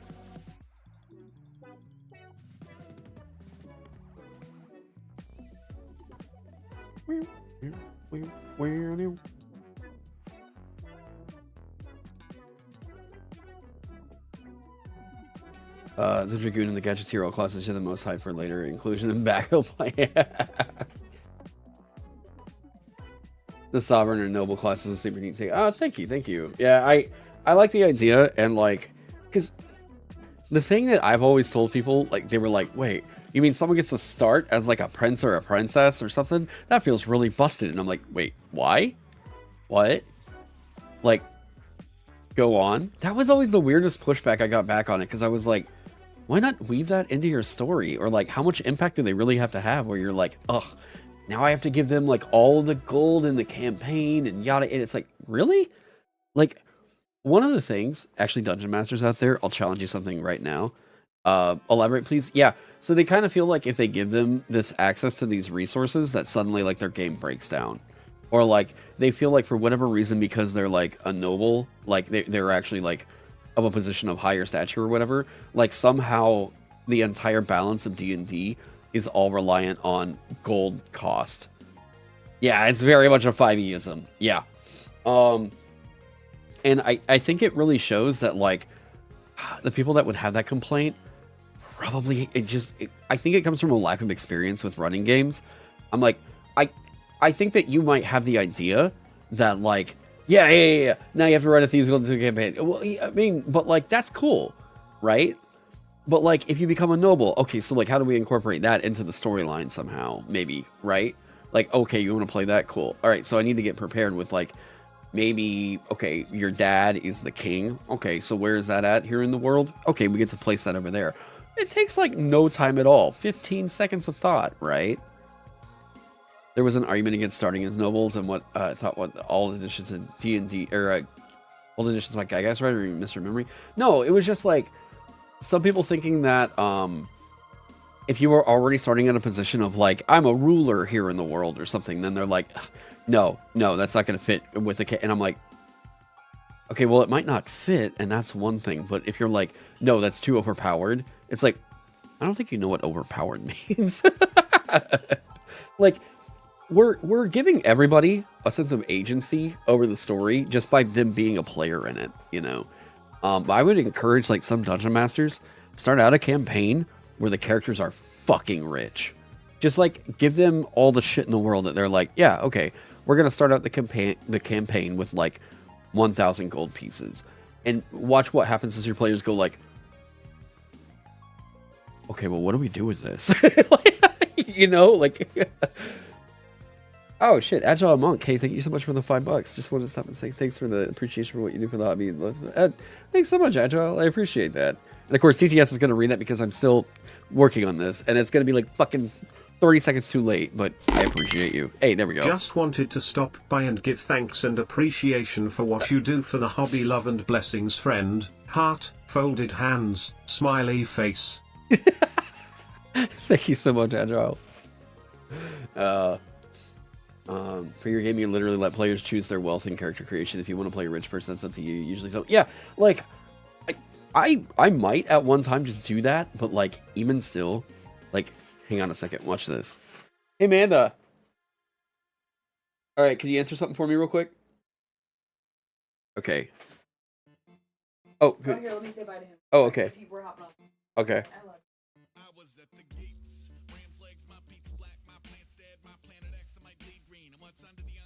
All right, watch this. Well done, a good game for this video. Oh, shucks, yeah. Wait, is CTS reverbed? Oh, it might. I know what's happening there. Thank you for letting me know. I had the alert box turned up as its own separate channel.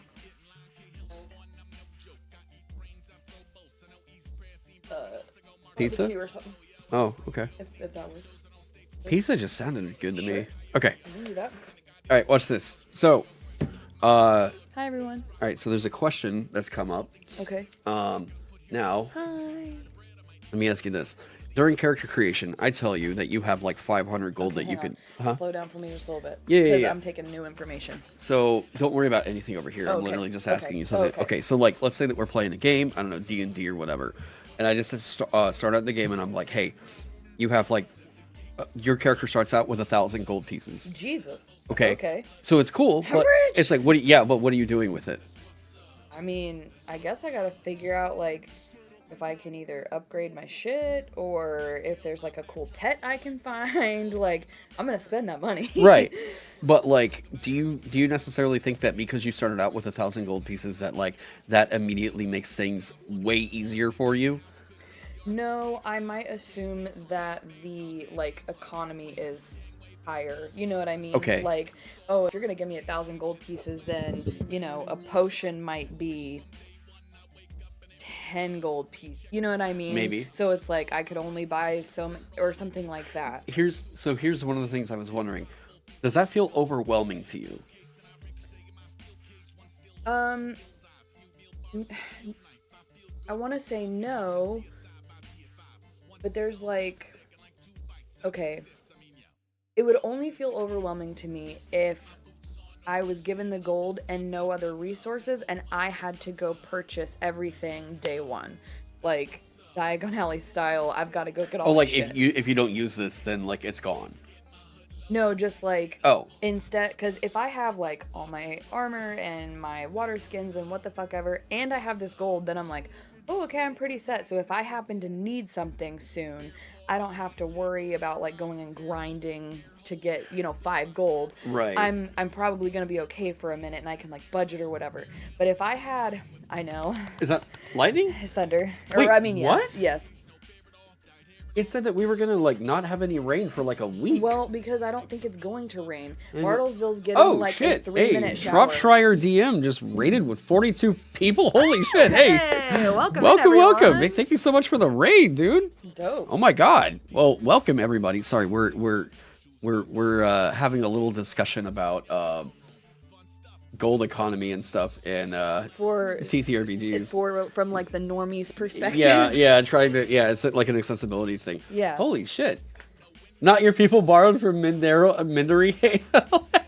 Well, thank you so much for the raid, dude. Thank you. How are you? We're doing good. We're actually writing some shit for Shadowdark today. Yo. We had a See, I love that like Restream does a really good job of showing the emotes from Twitch. It doesn't nice. show them from YouTube. Oh, and I'm like, interesting. God, it would be so much better if it would do both. Restream just still hasn't caught up yet. Yeah. But yeah. Okay, but if I had like maybe minimal armor, no rations, no rope, no nothing, and I was given a butt ton of gold to be like, go shopping for your adventuring, I'd be like, oh no, too much. I'd be like, shit, well, I don't really know what we might need. Yeah. Like, am I gonna need Arctic stuff? Am I gonna need this stuff? Yeah. Like, oh my god, what if I spend my money wrong? What if like we go to the next town and there's like a better shop with a better weapon? Like, Right.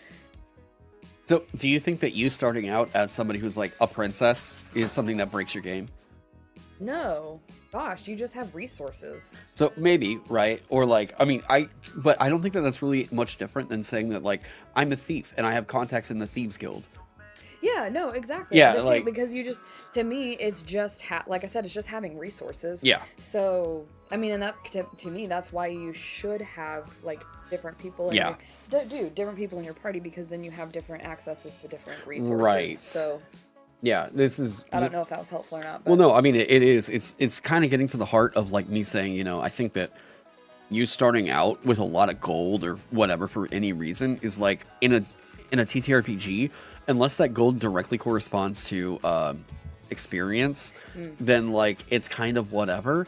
I think seriously. Shadowdark does do treasure and gold as experience, which like that's one thing. Because I mean, like I feel like whatever the survivalist, I don't have any better words, but whatever the survivalist thing did to maybe teach RPGs, where it's like, oh, you start out with almost no gold and almost nothing, Yeah. because you have to struggle to get to anywhere. I don't know. Right. I just think to me it's just like, okay, it's story wise, you're rich. Right. Like, okay, Yeah, then like, someone's you like, can't be a oh, rich adventurer right off the bat. Like, I mean, I still think you could. yeah, no, that's what I'm saying. Yeah, like, just, okay, one of you is insanely wealthy. Right. Okay, well, we're still gonna go dungeon crawl, though. Yeah, no, exactly. Like, you know? Exactly.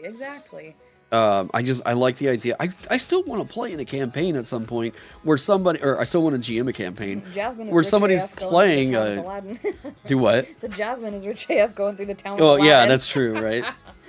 Yeah, I still want to GM a campaign where somebody is actually that, like, important to it, where, like, they're a king or a queen or whatever, and I'm have like, to hide their identity sometimes, depending on where they maybe, are. but, Yeah. like, it's just fun. I think so. Like, one of my favorite series of all time, my favorite fantasy series is Mistborn.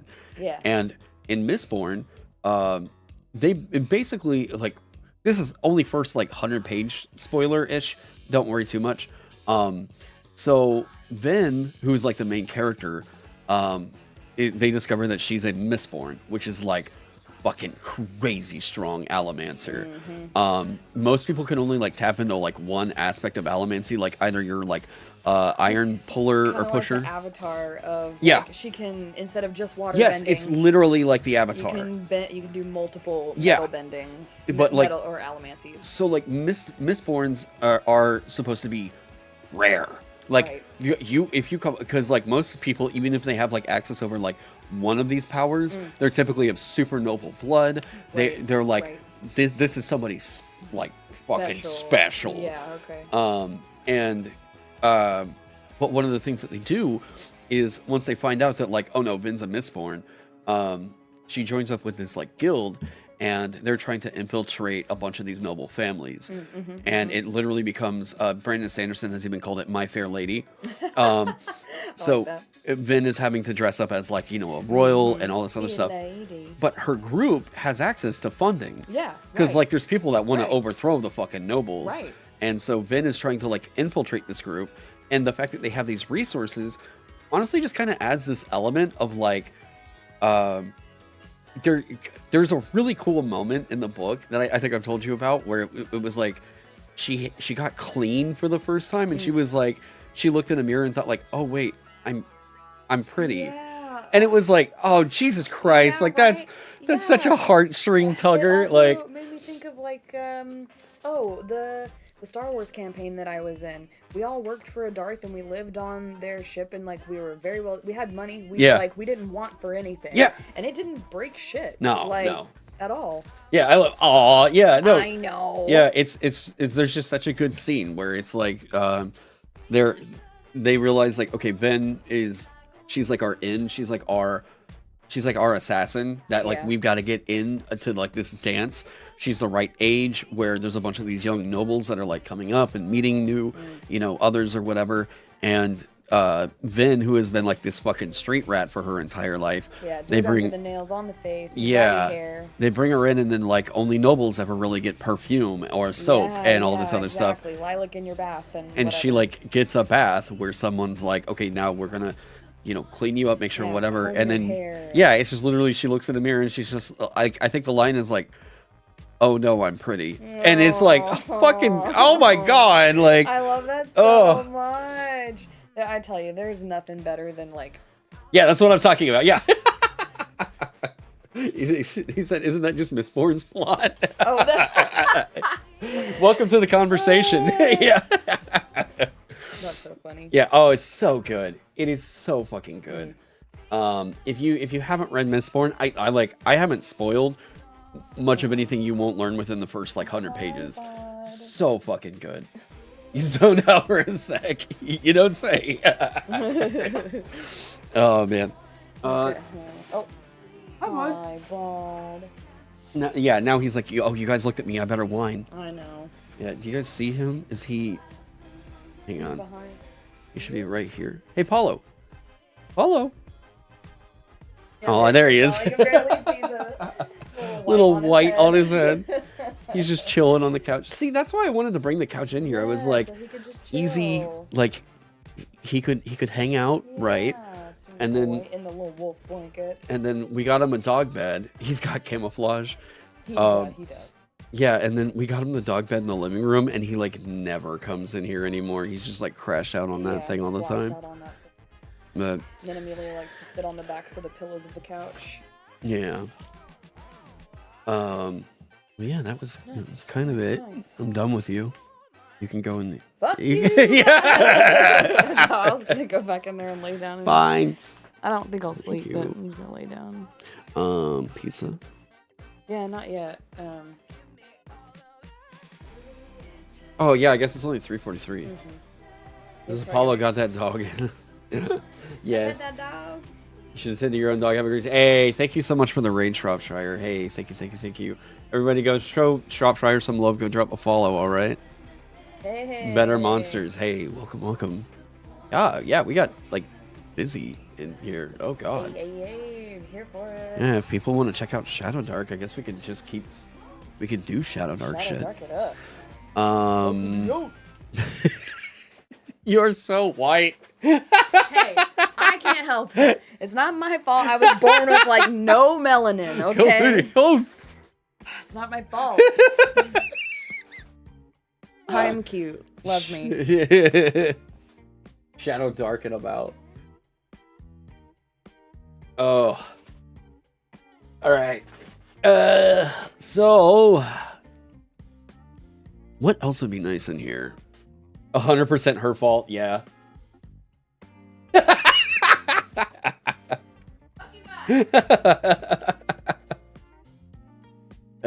Roll an additional talent from the Black Lotus talents table.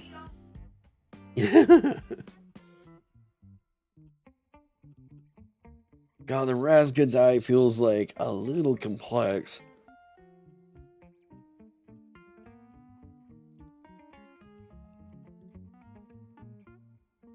Teleport to a location you can see within near.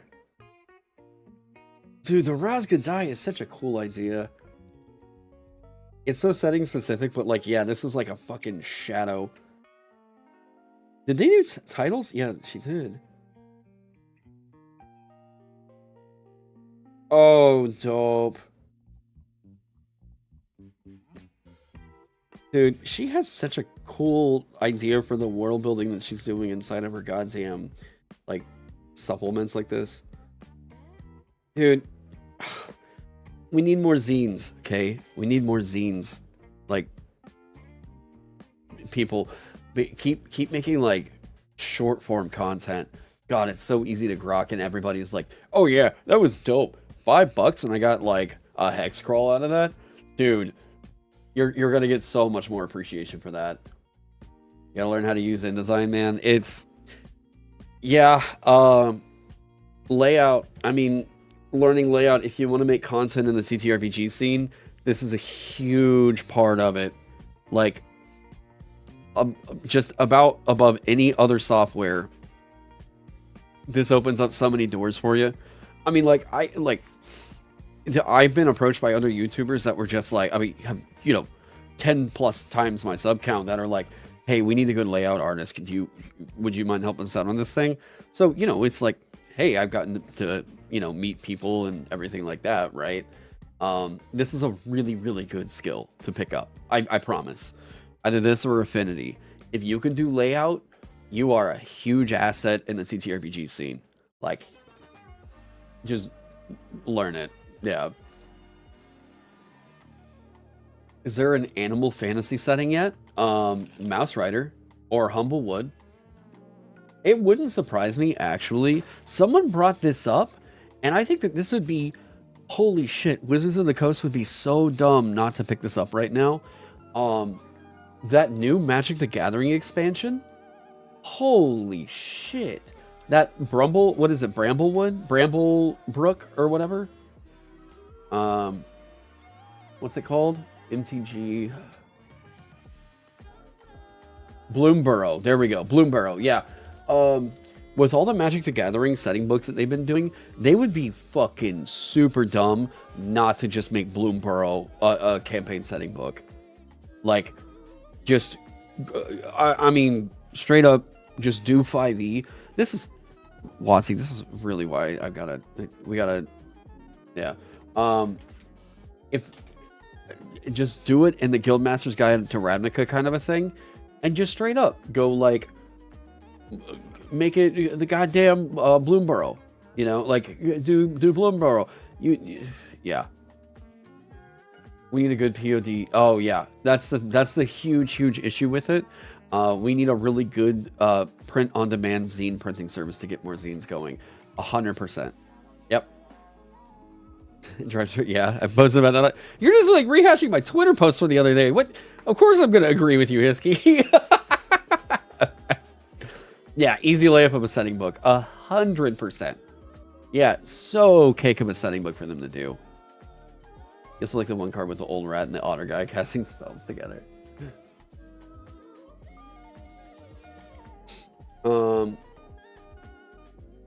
Also, there could be a demand for cardboard GM screens and trifold cardboard zines as well.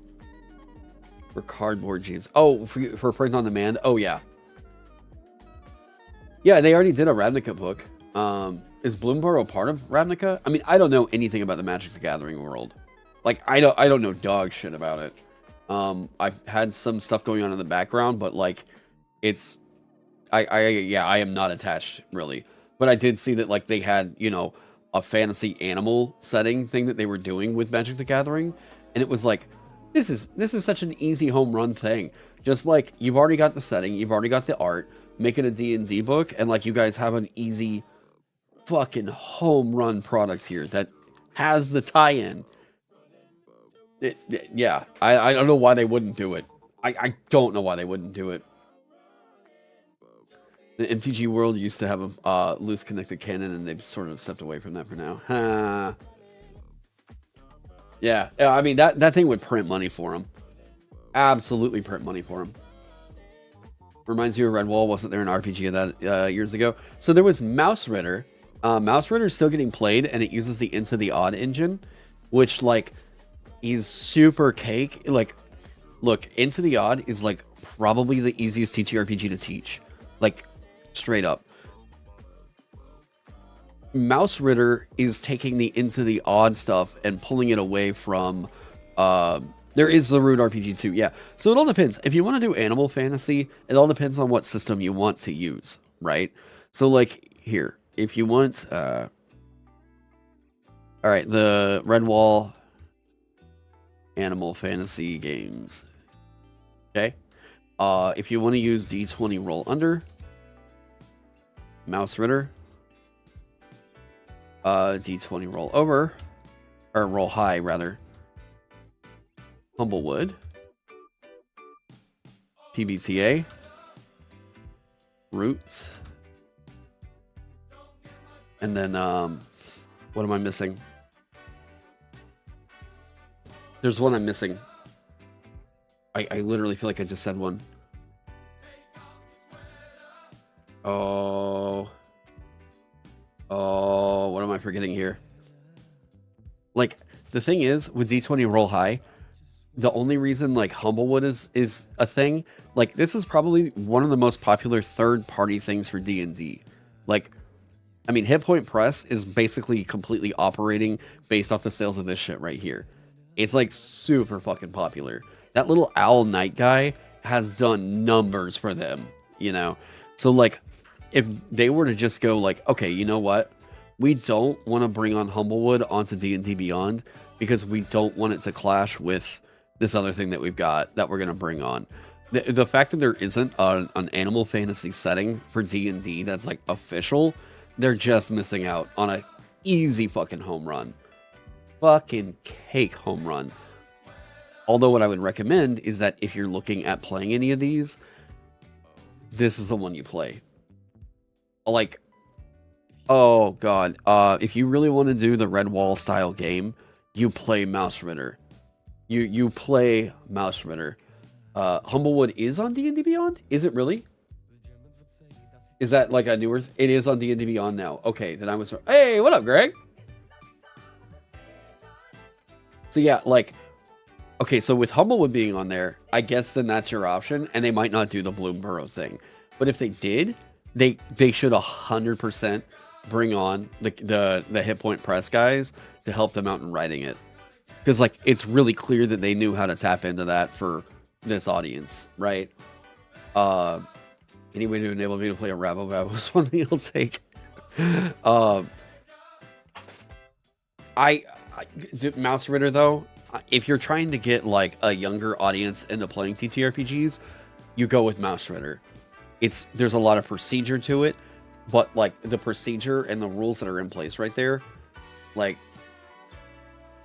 It uses using Into the Odd itself. The system is so easy.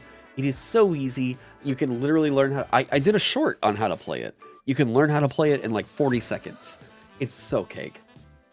Where was that? You have a lot to say about Magic the Gathering and Bloomborough because of what they did was wild. Oh, was there some bullshit around it? All I saw was just like animal Magic the Gathering thing. They wanted to put in a dog race, but he got shafted because of the play test feedback thing. In Humblewood? Or something else? What's the class concept? Oh, we've done a couple different ones right now. In D&D. Are you talking about the angel animal things that they were doing? Whatever they were called, it started with an A, I want to say. Not bullshit. They basically made it anyone who wants to visit the plane of Bloomborough becomes an animal. Aww. Aww. That's a little adorable. But it is... Huh. I wonder what that says about... That's a really odd... The weird celestial with the with the animal head thing. Yeah, I just don't think it clicked for people, and I think the feedback was just like, why is this here? Why is this here? What's going on with this? Why is this here? Why is this the standard array of... I kind of wish that they had, because, God, it would have been so funny. It floats makes it seem like Bloomborough is connected to everything, and there's a group of beings that are keeping things connected. Story is really wild. I think it's, I mean, this has got to be, I don't know Magic the Gathering. Like, yeah. Most I really get associated with it is just like unboxing videos that I'll watch where I'm like, I just need stupid brain rot content. And then I'll watch like unboxings where people go like, oh, this is a really good card. And I'm like, all right. Like, that's about it, you know? They were too scared to make a full furry ancestry. You know.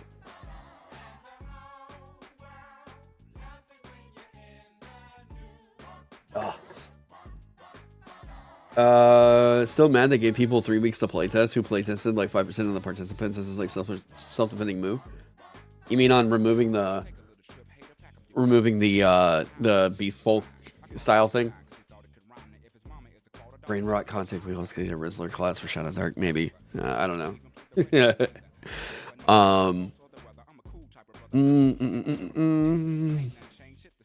Oh. I mean, a really easy one is just to keep going with the advantage kind of things.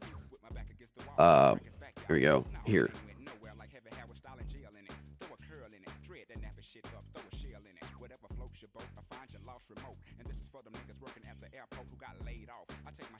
Detecting lies and deceit.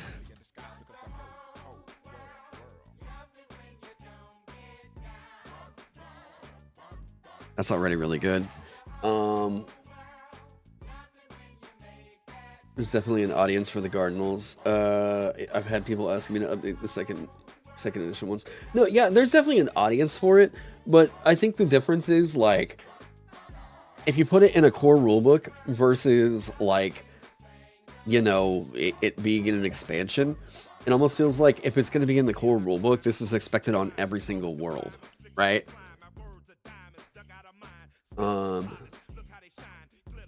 You know, but people want to use VM because of automation. Like,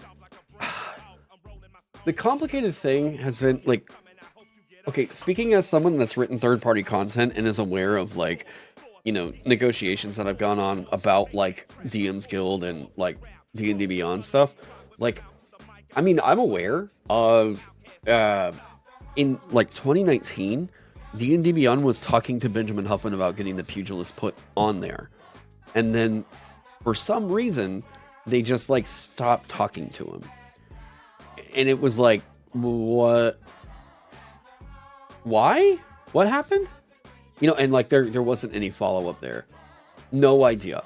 Absolutely zero idea what happened there. That could have been so fucking cool. Not just for Wizards of the Coast, but for Benjamin. That would have been huge. Huge. And they just didn't do it. No idea why. Now you got all sorts of 3PC on D&D Beyond. Not really. You got a couple. And they're trying, from my understanding, is they're going to open up a bit more. But yeah. You don't think the Pugilist is the ideal way to actualize an unarmed brawler? You think a fighters in the class would work more elegantly? I mean, I disagree, but, you know. No, because I think it coming with the fighter chassis comes with a lot of ideas around that. Like, you have proficiency with all weapons and armor. Not a lot of people really want that going into a Pugilist. They're like, you know, if you give them all this stuff and they're just, like, choosing to ignore it versus, like, well, that power budget could have been spent in other ways. I don't really think the fighter's the best way to do that. I think, like, I would rather it not have the proficiency with weapons and instead it be, like, you know, improvised weapons and, you know, it's unarmed strike stuff. And then that opens up the power budget for you to build around other shit, you know. Feels like the Blood Hunter too specific and sometimes too bent in a direction for certain flavors of gameplay.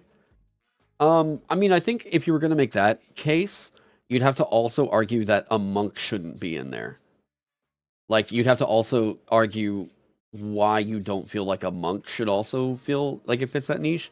But, like, again, I also just, like, I just think of the Pugilist shit that deserves a class, and that's kind of where I'm at with it, yeah.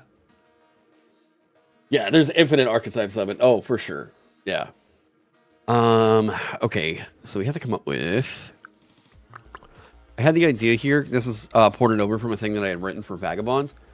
So like deuces, when you spend a luck token or give it to a companion, roll a d8. If the result is equal to or lower than your charisma modifier, you gain a luck token. This is basically a 50-50 right here. Now, if we go over here, one of the easy talents to give them is the deuces die becomes a d6, right? I thought that was kind of cool. However, I'm now seeing Kelsey has written something with the roustabout. Lucksmith.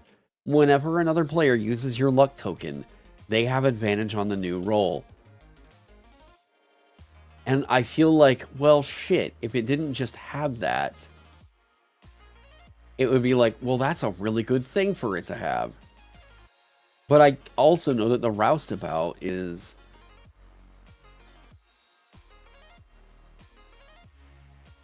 It would feel really weird if they didn't get that. Because that's already so good. Now, my thing was giving it something that made it to where if you give somebody else your luck token, or you spend it, you roll a d8, and then you can get another. I like her take on that. Because other than this, I'm trying to think of what else it would really be doing.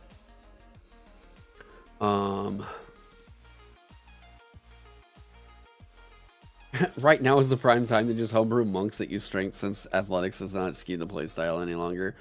I just, with everything going on with this 2024 thing, I'm like, I get so exhausted with the way that conversations go whenever the game gets brought up anymore. Because everything always goes towards the realm of like extremely opinionated, fiery discussions. Whereas like if I talk about like other games, it's just like, oh, this is cool. All right, we're gonna do that, right? And I love that. I love that. I love the thought of like, yeah, I just want to play this thing. That seems fun. And I'm like, yeah, right? Right? It's cool. Yeah.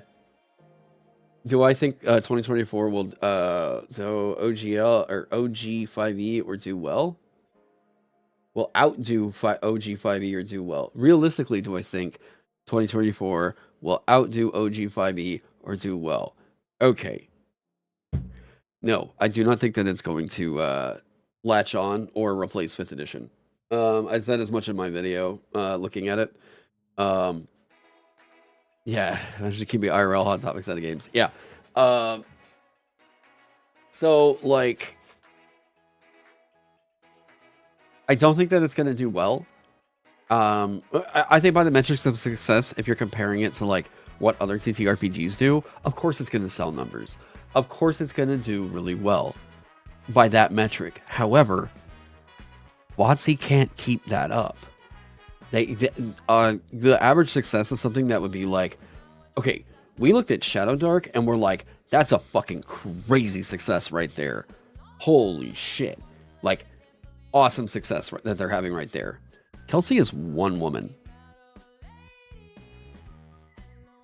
Whenever you're looking at this as, okay,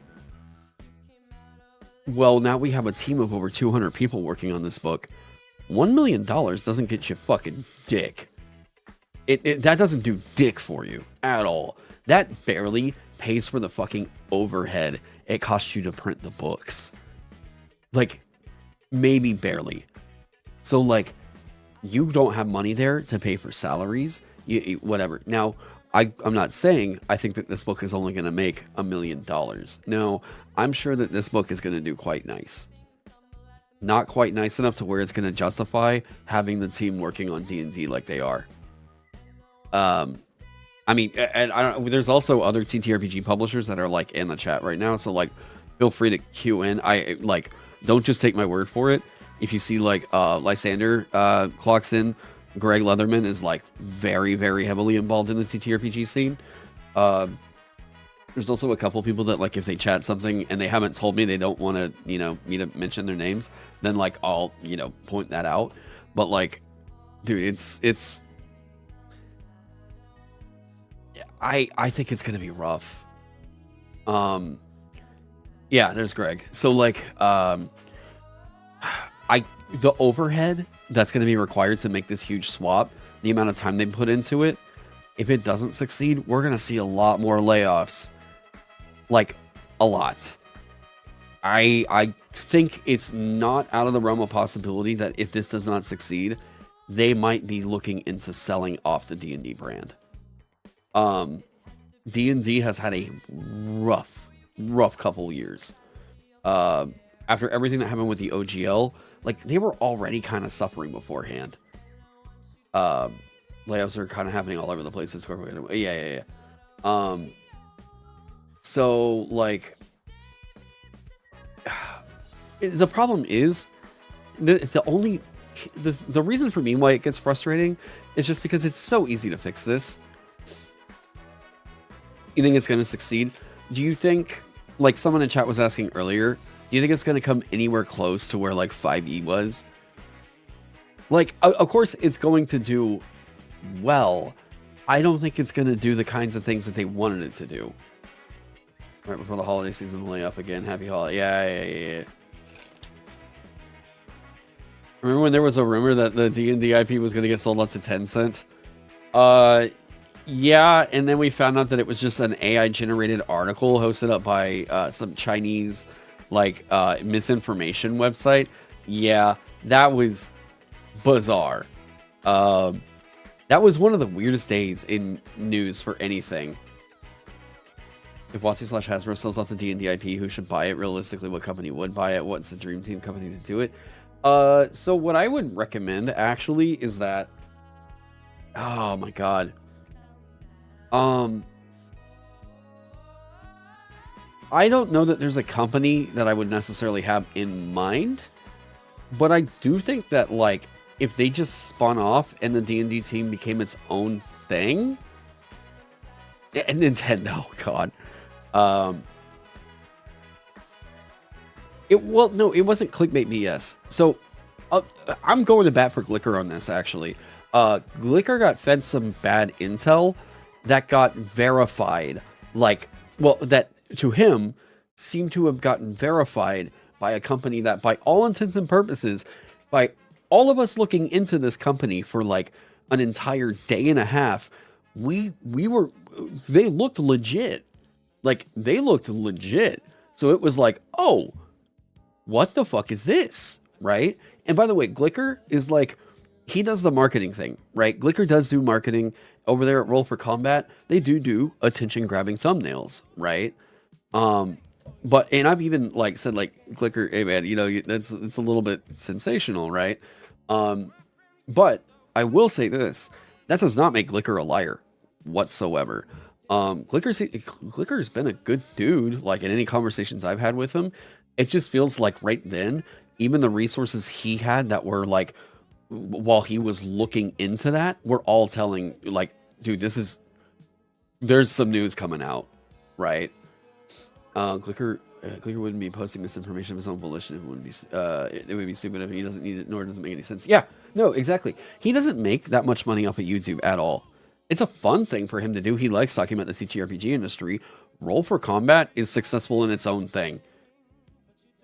Yeah, he has enough truths to spread. That's on it. Yeah, you guys, like, that. The thing is, with like Roll for Combat, dude, Glicker works in the industry. Mark Seifter literally helped to write Pathfinder 2nd Edition, you know?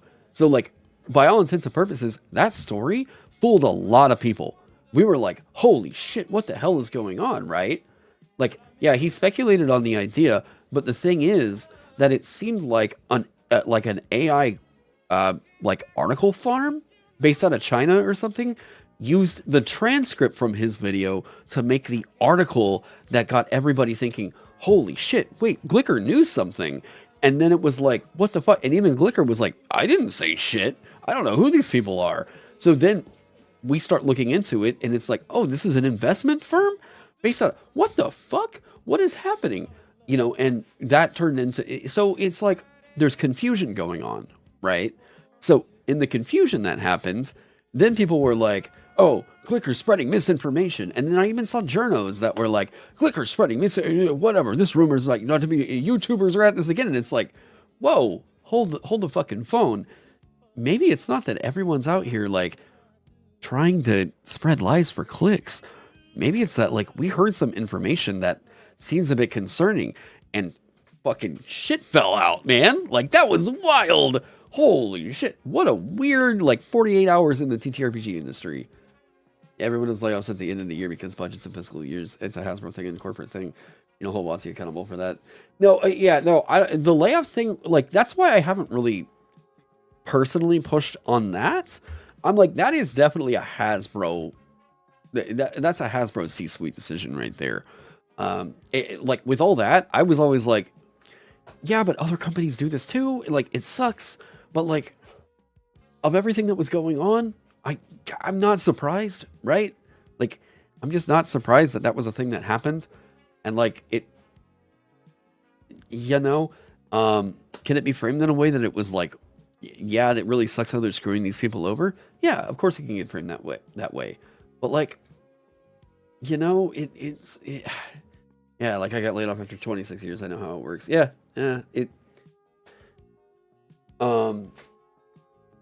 everything gaming these days is having massive layoffs. Yep.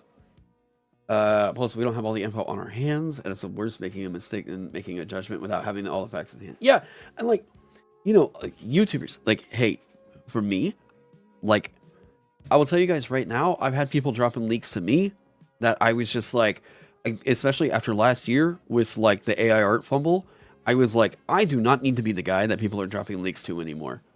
I'm like, this is just, no matter what, because I'm putting it up on YouTube. And I mean, I don't have the kind of resources that journalists do. I need to not be handling this stuff. Hang on one sec. So, like, I was just like, okay, if there's a major fuck up or something, then, like, I'll say something in terms of having it as, like, an archive on the channel. But, like, you know, whenever there's, like, industry leaks like that, I'm like, you all need to be passing that to, like, maybe have, like, Noah with my lawyer friend going over it. Maybe get it over to Rascal, right? Like, get it over to people with journalistic training. Yeah, because to me, it's like, well, we could get it up on YouTube, and we can certainly make it loud, but if we get loud about a thing, and, like, it turns out we don't have all our fucking ducks in a row, this could actually, like, screw some shit up, you know? Yeah, and it's just, I don't need to be the guy doing that anymore, like, at all. I fucking learned that December was just like, well, my fucking YouTube career is over. Fuck. The heck is gonna happen with the new licensing? Hopefully, moving. There's a storm brewing over 5e homebrew creators. No substantial info. Wait, I think it's gonna happen with new licensing. Honestly, like, you might see some of the people stick around that are like, yeah, well, D&D is going to be the moneymaker, so this is a thing that we're going to continue doing stuff for. But I still think that there's going to be plenty of other creators who are, like, spread out and doing, you know, other game stuff. Like, I'm not in any semblance at all, like, sticking around to just continue making content for D&D. I don't even like playing the game anymore. You know, I don't. Anytime I've sat down to, like, run it, I've just felt like, okay, I'm fighting to stay awake right now. Or, like, GMing it. I hate the amount of operations that you have to do. Pull up this over here to see this over here. The adventure writing is really poor. And that's the formatting. I'm sure that, like, you know, they have good talent that is, like, writing adventures, and, like, narratively, maybe that's clicking, but, like, mechanically, I fucking hate running D&D adventures. You don't think 5.5 will work well because they're at the peak of the curve and the interest is trending down? Wait, they are at the peak as the curve of interest is trending down. I think the 50th anniversary is going to do a lot of work for them. I actually really thought, so it's funny you mentioned that. I actually really thought my review was going to pop off.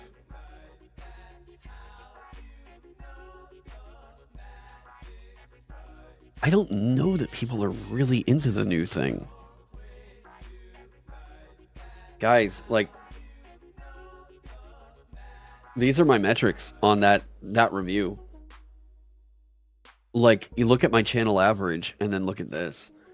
Like, the biggest review, or the biggest, like, supposedly, like, the biggest drop for TTRPGs this year, and it's saying it's similar, like it's falling within this average. Guys, my other videos don't really plateau like that. They don't just sit there, like, they don't, like, hit, like, 9,000 and then just kind of float. This is not great. And, like, I know that there are plenty of other YouTubers that would love to have view counts like this. So I'm not trying to, like, you know, make anything seem like, oh, well, look at me, poor me, this is a bad video for me. No, like, here you go. Here's another, let me get to. People are way more into the controversies around it. Yeah. This is funny. So this is still way above my average here. This is the Wizards of the Coast copyright struck Jordan, right? I do this one. It goes fucking fuck wild, right? And now it has kind of plateaued, but this got more views within that first 24 hours than my D&D 5e or the 5 whatever review. Like the 2024 review. Yeah, estimated review. Yeah, you all want to know how much money YouTubers make? Here you go. Like, this is it's a bit rough, right?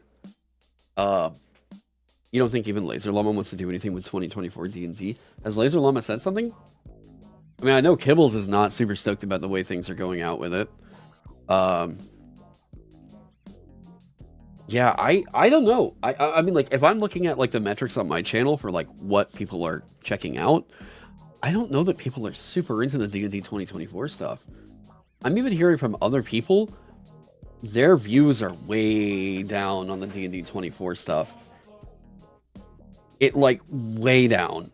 We thought it was gonna be, like, huge. Like, we thought that this was gonna be, like, yeah, this is the month where everybody's gonna be making a shitload of cash.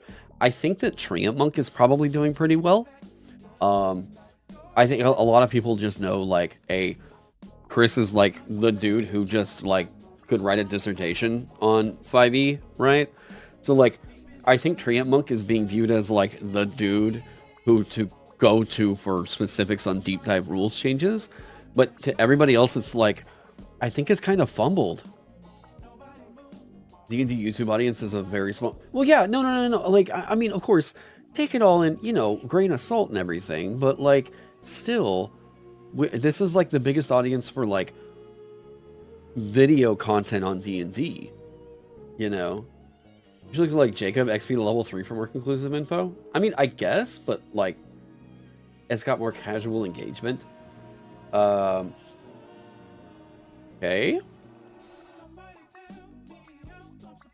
I guess. XP to level 3.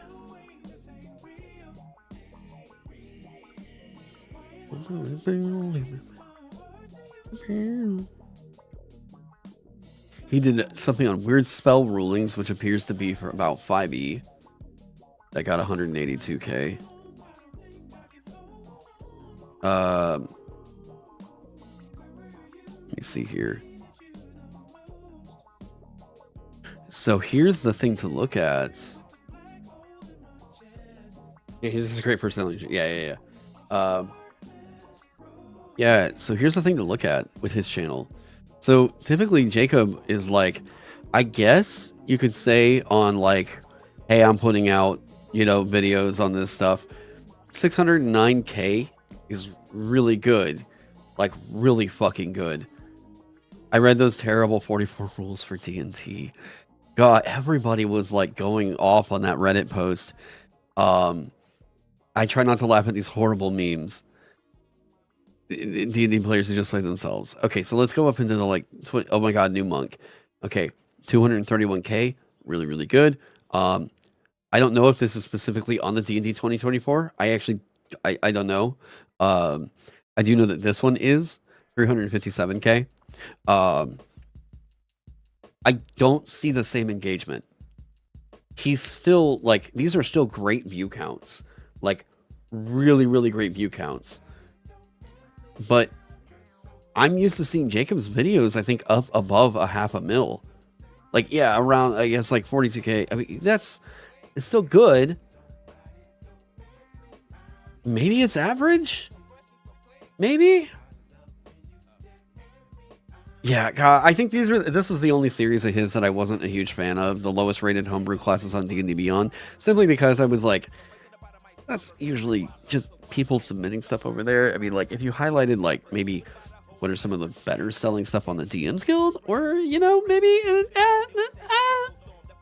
yeah, no, I'm talking about Jacob being cut. Yeah, I've said, wait a minute. No, now you're just mirroring something I've said in the past. Yes, I love watching Jacob's channel because it gives me a good look into the normie perspective on how they feel about D&D. Because I think being so ingrained into the TTRPG industry makes me paint everything with a very particular brush. Whereas, like, I need to just kind of keep checked in to see if people are like, okay, what's the, like, fun thing to do, right? And Jacob is really good at tapping into that audience. So, like, I'm generally pretty interested to see what is Jacob kind of like making content around, because, like, dude, he's also not really covering much D&D 2024. My thoughts on new fighter, paladin, rogue, and barbarian, right? Like, that's here. 1, 2, 3, 4. He's done 4 videos on it. I've done 4 videos on it. Well, I think I've done 3. Yeah, his performance comes down to people being fans of him rather than the game. Yeah, he's a personality channel. I mean, yeah. Maybe I can message Jacob. It's fun. I think everybody has a hard time getting a hold of Jacob. Sorry for the flashbang. We're going back to the doc. No, like, I'm involved in, like, Discord servers with a bunch of creators, like Jenny D, you know, Pointy Hat, Will from D&D Shorts, like, huge channels. Jacob's not in any of those. Like, he doesn't really associate much with, like, the D&D creator community. Or maybe he does and I'm just not in that server or something like that. But no, he's like, he seems really detached from the, like, I think the kind of more active creator sphere. But he's also super busy. He just had a kid. So, like, you know. But yeah, I mean, personally, I just don't really think that he... not sure to say a face or shame to do that. I think, like, I love all... Like, I've pretty much loved everybody I've met in the D&D creator sphere. Like on YouTube, there's been an awesome community build up around, like, hey, we just want to make content around TTRPGs, right? I have loved, like, meeting these people, all that stuff. I 100% understand if somebody has seen their comment section though, or, like, maybe they've heard other, like, you know, creations or whatever, and they've just been like, we don't want to do shit around any of that. Except me, he hates me. How's RuneSmith doing? I think he kind of came back. He's like come back and he's like making content again, you know. Actually, he was a part of Kraken Week. He was a guest on Pointy Hats. No, he did a video with D&D Shorts, if I remember right. Yeah, he did a video with D&D Shorts for Kraken Week. But yeah, I think he's just like, hey, I've got my life going on. I've got other shit I want to do. This is what all I'm trying to make happen. And I'm like, good for you. Good for you. You know, take your time. You do you. Like, go live all that. Yeah. Also cameoed on Pointy Hat. Gotcha. He was a guest on Ghostfire Gaming's podcast. Huh. Well, there you go. One of those sound effects. Yeah, that's why we have to keep the fucking live stream lounge closed. We are...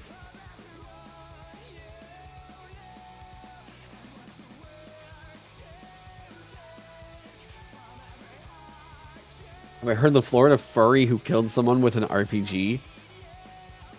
A rocket-propelled grenade? Or a role-playing game?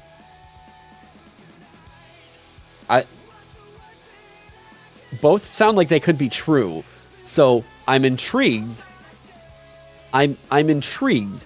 I want to follow this fucking plot line down, but we got to get specific here. Was it in a role-playing game? Or was it a rocket-propelled grenade? Either is extremely interesting. The grenade, please send me that fucking link. Oh my god, what? You never thought of that? Both images are evocative. Yes, no, either way, this This is the most interesting thing happening right now. What do you mean? This is news to me. Can you send it to me on Discord? And please send a safe link.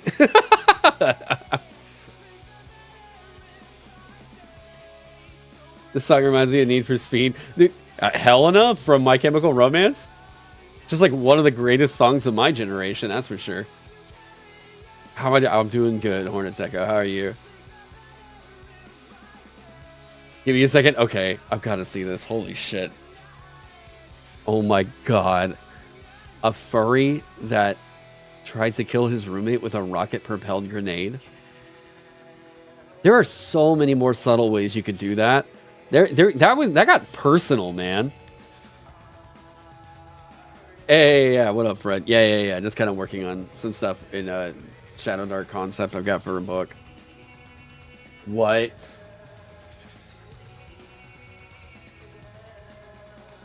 Okay, look, based off the thumbnail, I have to open this off screen. Hang on one sec. It's on Know Your Meme. Is there anything...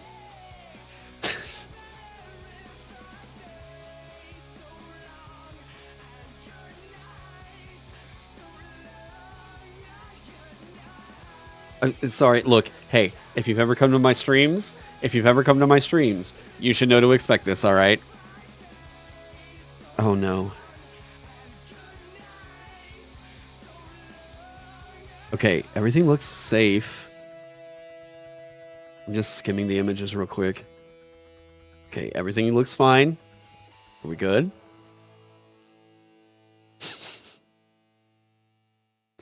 Okay, this will be our 5 to 10 little departure here. All right. We're getting into the jazz music already. Yeah, you know what's up. Who? Wobby? Killing his neighbor with a missile rumor? Wobby killing his neighbor with a missile rumor refers to the arrest of Boynton Beach, Florida man Andrew Pepin, reportedly known as the furry Wobby, or at Wobby on Twitter/X, who allegedly... Oh, that's a risky click on that fucking link, huh? Who allegedly killed his neighbor by shooting a missile at their home and blowing them up. The story broke in August 2024 and led to memes and posts on X, mostly from the form of quote tweets and memes that portrayed shock and joked about killing one's neighbor with a missile while possessing an internet persona at the same time. It's ultimately unconfirmed if Wobby is Pepin. Additionally, Pepin was arrested for murdering his roommate with a rifle and shooting into a dwelling not from blowing up his neighbor's house. Wait, so like, was this... So he did get him a rocket propelled grenade, or he didn't, and that was the joke. Boynton Beach, Florida police, Andrew Pepin charging him with the murder of his roommate. Dude, he just looks like Destiny.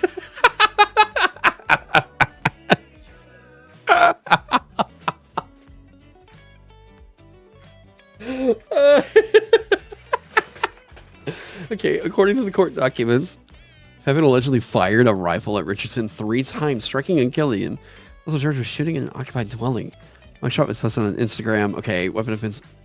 Missile into dwelling. Oh, wait. Oh, missile. So missile does not... Yeah, labels all firearms as missile weapons, so I guess that's the confusion. Oh, that's so funny. That's so fucking funny. So, because of the way it was labeled on the court record, or the police report, it just says he fired a missile into a house. Oh my god, that time... Oh... On August 6, 2024, X-user SenoVibe replied to a September 2023 video posted by X-user Wobby with a screenshot of Andrew Pepin's arrest report, captioning it "Yummers," receiving over 280 likes in 3 days. Okay. The X-user was Wobby. Oh no. Oh... It ultimately unconfirmed if Wobby and Pepin are the same person. In the X video that SenoVibe replied to, Wobby is seen to get into an Alibaba fursuit. Wait, you can just get him off of Alibaba? Like, I thought like these were like crazy expensive like don't people pay like 30 grand for a fursuit? I thought these were like stupid, ridiculous expensive. Like, you can just pick them up off of Alibaba now? You're like, hey, oh, hell yeah, Hornet Deco. Congrats. Yeah, enjoy the fucking ride. I'm glad so many people like are getting into it now. 3K for custom made. You had that info like right on the spot. You grow your first. Oh, fuck. What's up, Brent? You can or you can wish it. Wow. Oh. Y'all are never gonna guess what this guy did.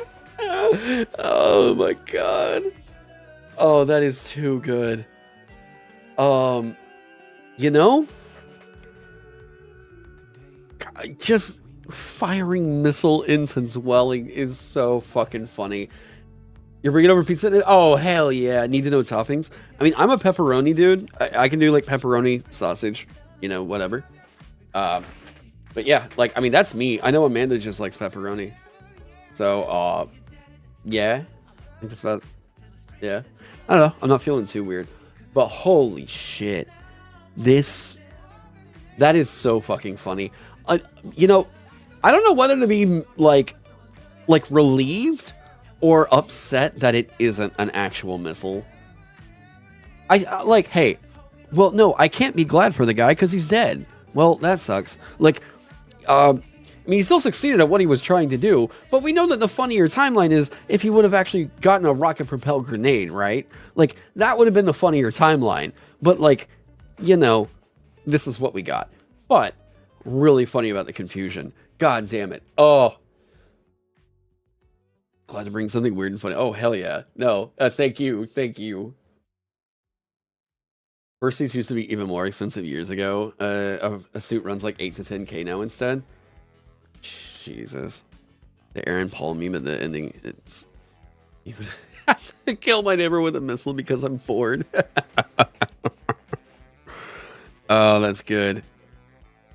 Man, okay. I thought that was gonna be more of a like, no, he just I guess, how would you... No, I don't need to be asking those questions on YouTube streams. I was like, how do you even get one? I'm like, I'm not interested, actually. Like, fuck.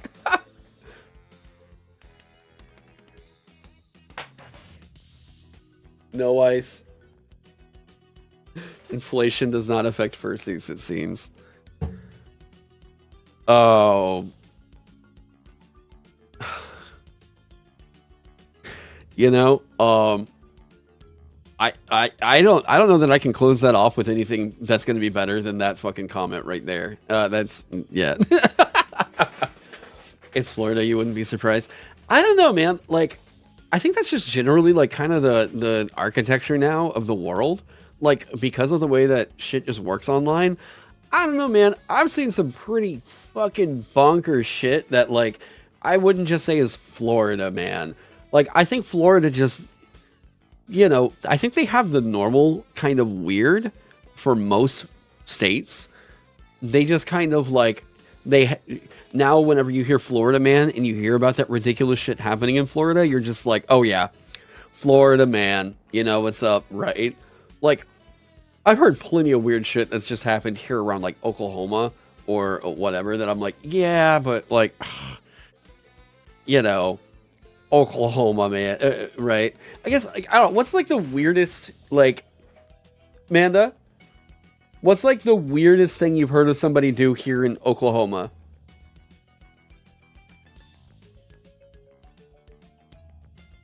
Like,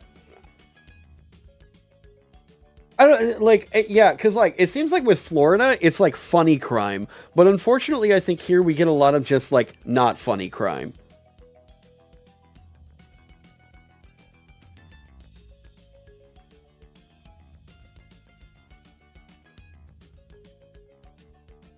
Yeah, yeah, that's like more of the like Darwin Award kind of crimes, right?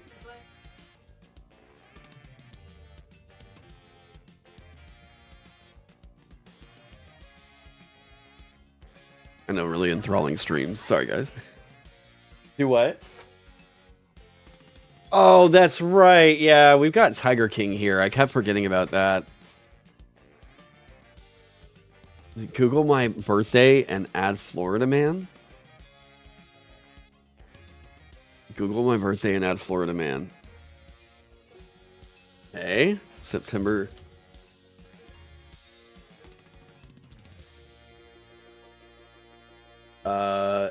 Naked Florida man starts house fire after baking cookies.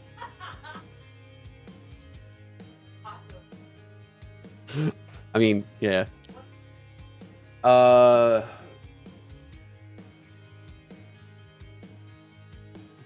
Florida man accused of killing dancing flamingo is hit by car.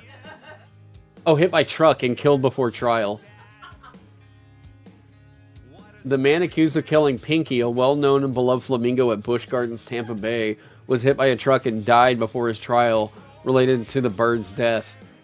Joseph Corrado, 48, was hit by the truck in Orlando. A Ford F-150 struck him.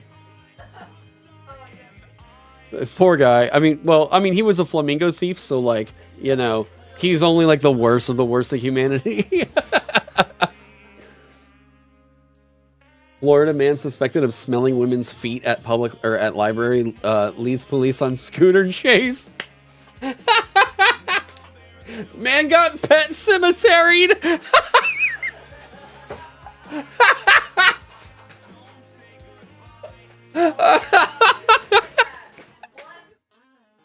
Oh Christ.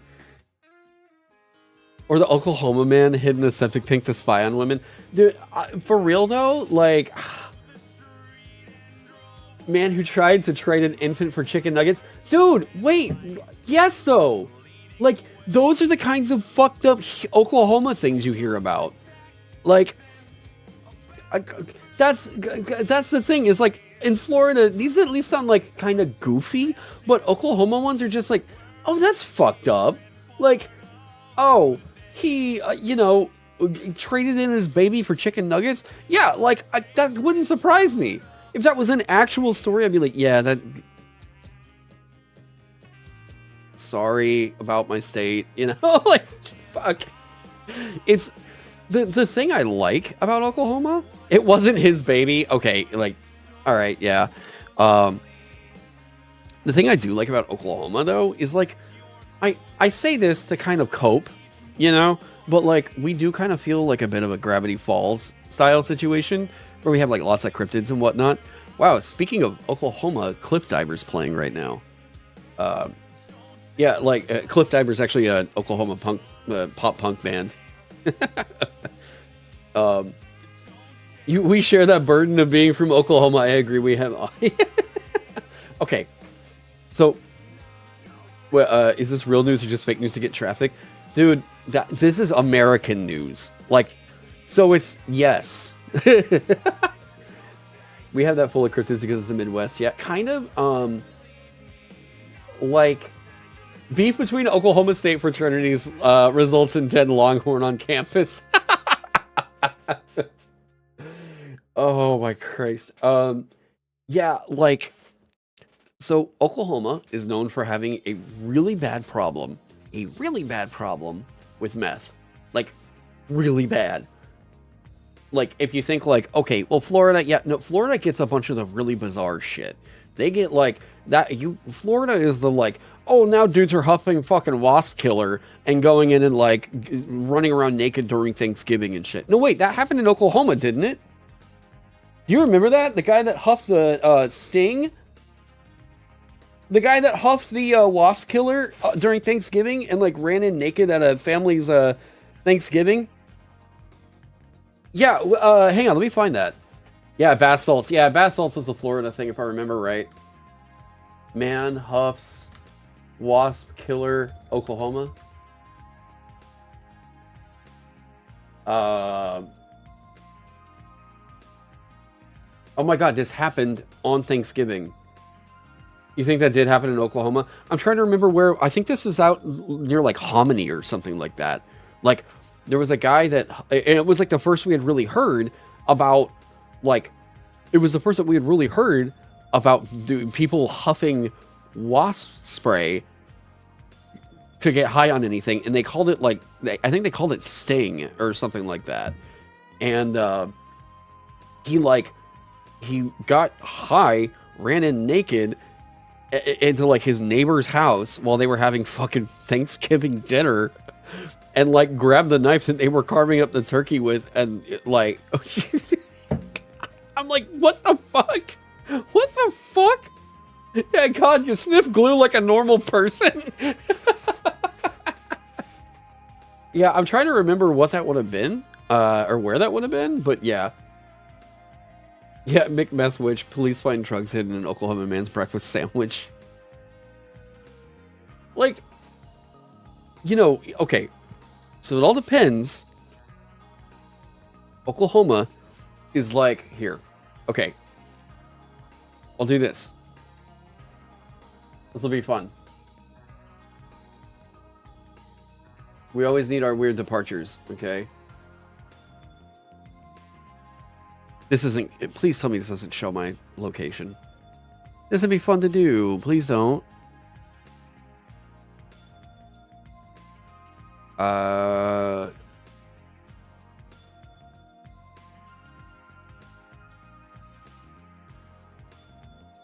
mean, that shows I'm in Tulsa.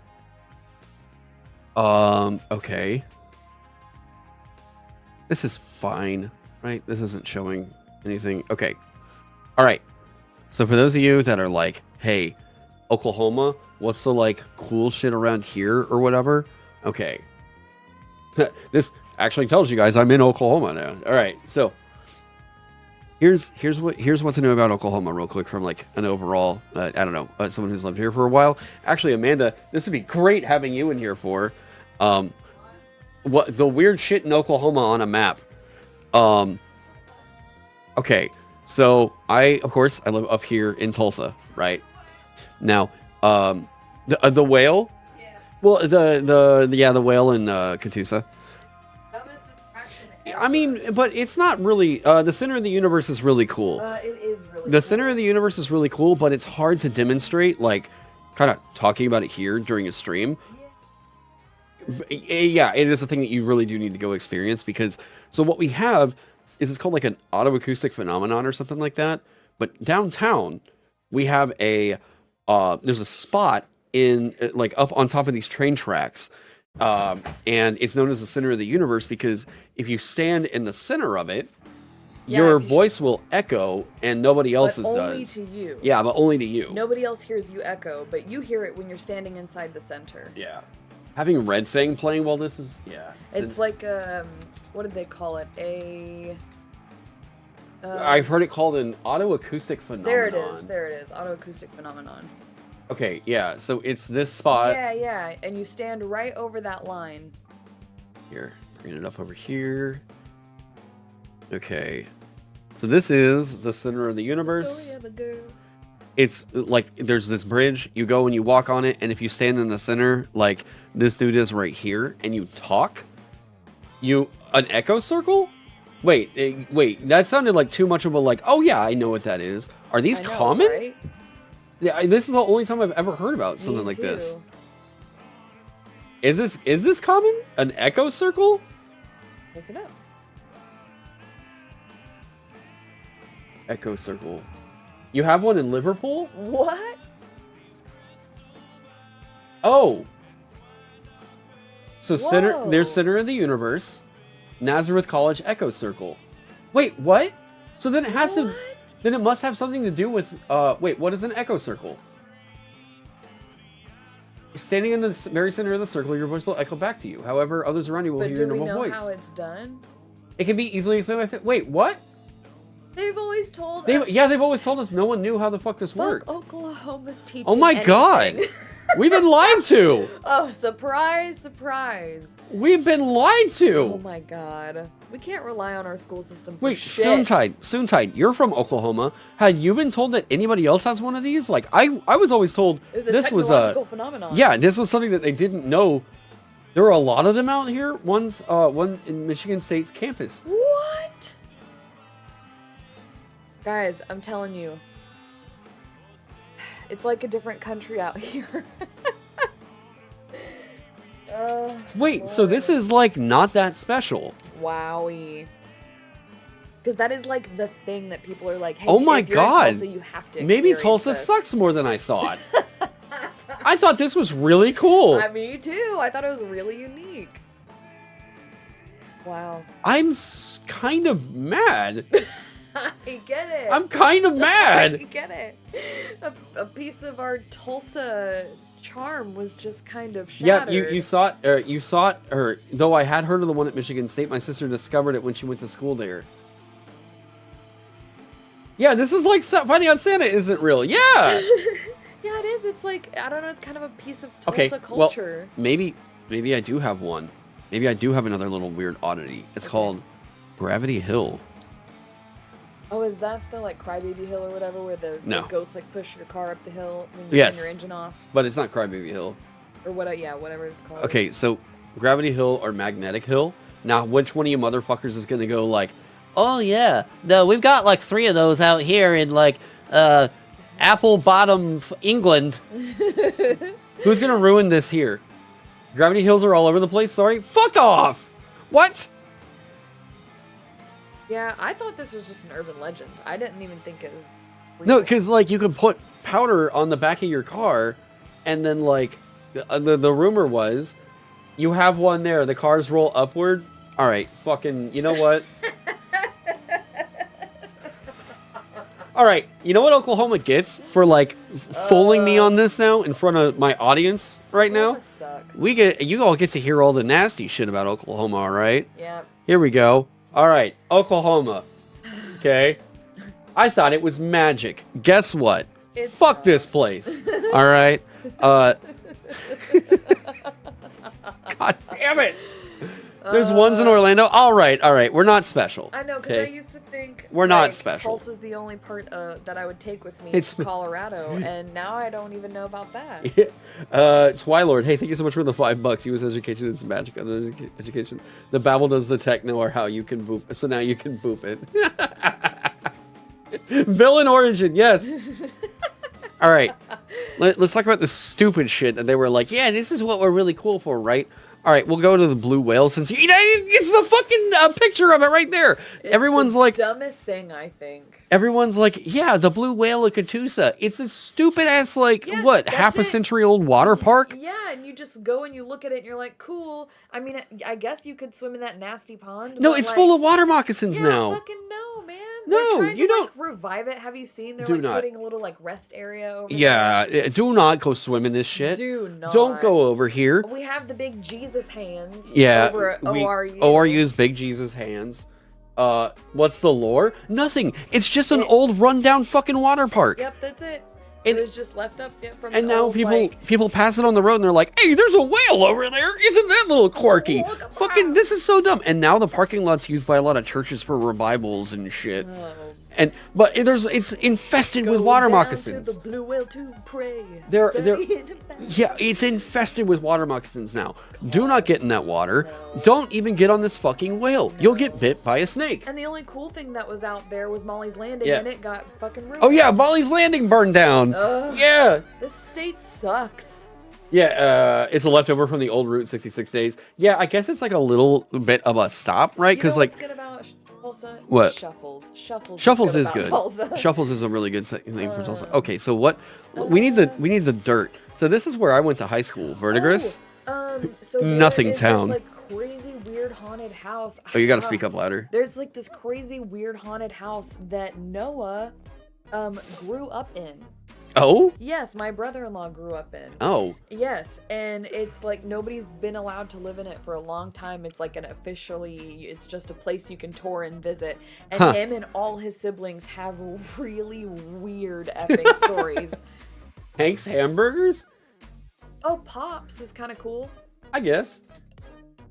Hank's Hamburgers. I don't know where that would be. Yeah, I haven't heard of that. Haunted houses, you love those. Okay, so, okay, this is where I grew up. This is like, if you want to say, like, where did Taron spend all of his goddamn childhood? It's basically in, like, this ring right here. Yep. Okay. Yep. So like, The greater Tulsa area. yeah, this fucking tract of land right here is the most fucking methed out area. Once you get north of Owasso, oh boy. Yeah. So like, okay, so Amanda is from Owasso, Yeah. right here. Owasso is also a big place that just has a strip mall now, and like that's it. Yeah, I Like, mean, it's good. nothing. No, it's just good for shopping. It's like there's churches and banks on every corner. It's But, like yeah. a clean little town, and I graduated with like 600 kids. Darwin Awards are short-lived, even shorter party. Yeah, that is true. We are one of those 3 states with Art Deco left standing. That is true. That is quite cool. Yeah, okay, that's fair. Yeah. Decopolis is a cool store that kind of. Hank's Hamburgers. It's a provides hole in that. the wall on Admiral Place near the traffic circle. Oh, okay. I'll go check that out yeah, sometime. because I was like, I know where that is. Shit, The Twilight traffic with another circle. $5. Hey. If you want something freaky about the U.S., your national parks have bizarre disappearance rates. Oh, Oh, no, we yeah. know. Oh, but actually, what's really We know. interesting is when you map that up with the Caves. Caves. Yep. Yes. They always wind up going into caves and Yep. fucking dying. Yeah. Yep. Don't go in a cave alone. Best Don't do burgers it. around. We're gonna remember that. Yeah. Yeah. Yeah. Turkey Hill, or you mean Turkey Mountain? Yeah. Wait. Well, of course they would say hill. Of course we would say mountain. Like, of course in Oklahoma. Well, yeah, I mean, I know it's a tiny fucking hill, but like, But it's you know, called Turkey Mountain. But people call it Turkey Mountain around here, all right? You respect it. Oh, that is so funny. It's not a mountain. We don't have mountains around here, but we do in Oklahoma. There is a small range of mountains. where? I don't remember. You have to look it up. But we Okay, do. okay. They're like well, in the south. Sea. So, Inola? Oh. Inola is, wait, ever had mofongo? No, never even heard of it. Mufongo? Yeah. Inola? Oh my god, you talk, wait, yeah, of course. The only thing that they're showing right here is the motherfucking paper plant. That is the biggest draw to Inola right here. You want to know what Inola is? Yeah, you see how this is nothing? This is the barge right there by the river for offloading shit from the paper mill. Yep. There is nothing here. Look at that. Somebody just took a picture of the fucking sun. There's nothing here. Inola, it's hay. Yeah, they were like, oh yeah, look at this, trucks. Fucking nothing, all right? Inola blew its shot at being something that was kind of memorable because they refused to allow the Black Fox nuclear plant to go in Inola. Ever since then, this town has fucking slowed to a crawl for development. Now what this has turned into is, okay, you want to know what Inola is really, really famous for? And the other motherfuckers from Oklahoma in here can verify this.